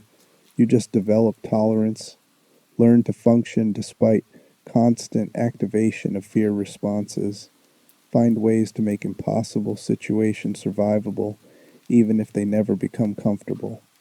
Isaac shows what survival actually looks like, not triumphant or empowering, just continued existence despite everything arguing against it. The quiet horror of Dead Space is the realization that this is what consciousness might actually be. brief awareness in a universe that's hostile or indifferent, constant struggle against threats both external and internal, relationships that end in loss, thoughts that aren't entirely trustworthy, meaning that has to be constructed because it's not inherent, all leading inevitably to death that might be absolute ending or might be transformation into something worse. The marker doesn't create these conditions. It just makes them visible, forces you to confront what's always been true but that most people successfully avoid thinking about. The universe is vast and you're small. Death is inevitable and might be meaningless. Consciousness creates vulnerability. Connection creates pain when connection ends. Systems are corrupt. Institutions are unreliable. Your own mind can betray you. Dead space is horror that doesn't end when you turn off the game because the questions it raises don't have off switches. What do you do with knowledge you can't unlearn? How do you trust your own thoughts when you've seen how easily they can be compromised? How do you find meaning in existence when you understand how fragile and temporary it is? How do you continue fighting when victory is impossible but surrender is unacceptable? These aren't questions with answers. They're conditions you have to learn to live with. And Dead Space shows that process, the slow, exhausting, damage accumulating process of continuing to exist despite every reason to stop, of fighting because the alternative is accepting that resistance is meaningless, of surviving not because survival offers reward, but because consciousness, however compromised and painful, is still preferable to its absence. The marker is the question that can't be unanswered, and human existence in Dead Space's universe is the answer we give by continuing to exist, by fighting back however we can, by refusing extinction even when refusal only delays it, by insisting that consciousness matters even when confronted with intelligence that views consciousness as food. That's the quiet horror, not the jump scares or the monsters. The realization that Dead Space isn't really about the future or alien artifacts or space exploration gone wrong. It's about now, about us, about the existential circumstances we're all navigating, dressed up in science fiction so we can examine them without being overwhelmed by recognition. The marker is out there, not literally, maybe not yet, but the questions it represents, the vulnerabilities it exploits, the fears it manifests, those are here now part of the human condition, and we're all Isaac Clarke in our own ways, walking through threatening environments we didn't design, fighting threats we don't fully understand, carrying damage we can't heal, searching for meaning in situations that don't provide it, surviving because stopping isn't acceptable even when continuation is barely manageable. Dead Space resonates because it's us, and that's the most disturbing revelation of all. The marker sits in memory now, glowing softly in the dark corners of consciousness where uncomfortable truths wait. You've learned what it is, where it comes from, what it does to minds and bodies and civilizations. You understand that it's not artifact but trap, not technology but weapon, not gift but curse disguised as solution. You know about the signal that rewrites thoughts, the necromorphs that weaponize death, the convergence that transforms species into planet-sized horrors. You've met the people who tried to resist, Michael Altman dying to stop what he discovered, Isaac Clarke surviving outbreak after outbreak while his mind gradually breaks, civilizations across the galaxy making final, desperate stands against inevitability. And you understand that the marker's most disturbing feature isn't physical threat, but existential implication. That consciousness itself might be trap, that intelligence guarantees encounter with predators adapted to consume intelligence, that curiosity leads inevitably to discoveries that destroy the curious, that meaning has to be constructed because the universe doesn't provide it, and even constructed meaning might be illusion, manipulation by forces that view your thoughts as exploitable vulnerabilities. The brethren moons are waiting. They've always been waiting. They'll continue waiting long after humanity is gone, patient as entropy, certain that every civilization follows the same pattern, that intelligence leads to technology, leads to marker, discovery, leads to convergence, leads to new moon joining the network. The cycle continues, has continued for eons, will continue until the universe itself ends, or until something interrupts the pattern permanently, breaks the mechanism that turns conscious life into food, finds way to exist as thinking beings without triggering the harvest. Maybe that something is out there. Maybe resistance isn't futile. Maybe the Tau Volantis alien sacrifice taught lessons that can save subsequent civilizations. Maybe Isaac Clarke's continued survival, despite everything, means something, proves that individual resistance compounds across enough individuals into collective immunity. Or maybe not. Maybe the moons always win. Maybe we're already walking the path toward convergence, building our own red markers through technologies we don't fully understand, spreading beliefs that make extinction seem like transcendence, too compromised to recognize we're complicit in our own doom. The marker doesn't answer these questions, it just asks them, forces you to confront them, ensures you can't unknow what you've learned. And now you carry that knowledge the way Isaac carries the marker's blueprints, permanent, uncomfortable, occasionally overwhelming, impossible to delete, even when you understand it's corrupting your thought processes. Welcome to the dead space, the quiet between stars where things wait, that view consciousness as invitation to feast, the gap between thought and certainty where manipulation lives, the silence after revelation where you understand what you wish you didn't and can't go back to comfortable ignorance, the marker explained, and in explaining made everything worse, which is exactly what understanding sometimes does. Sleep well.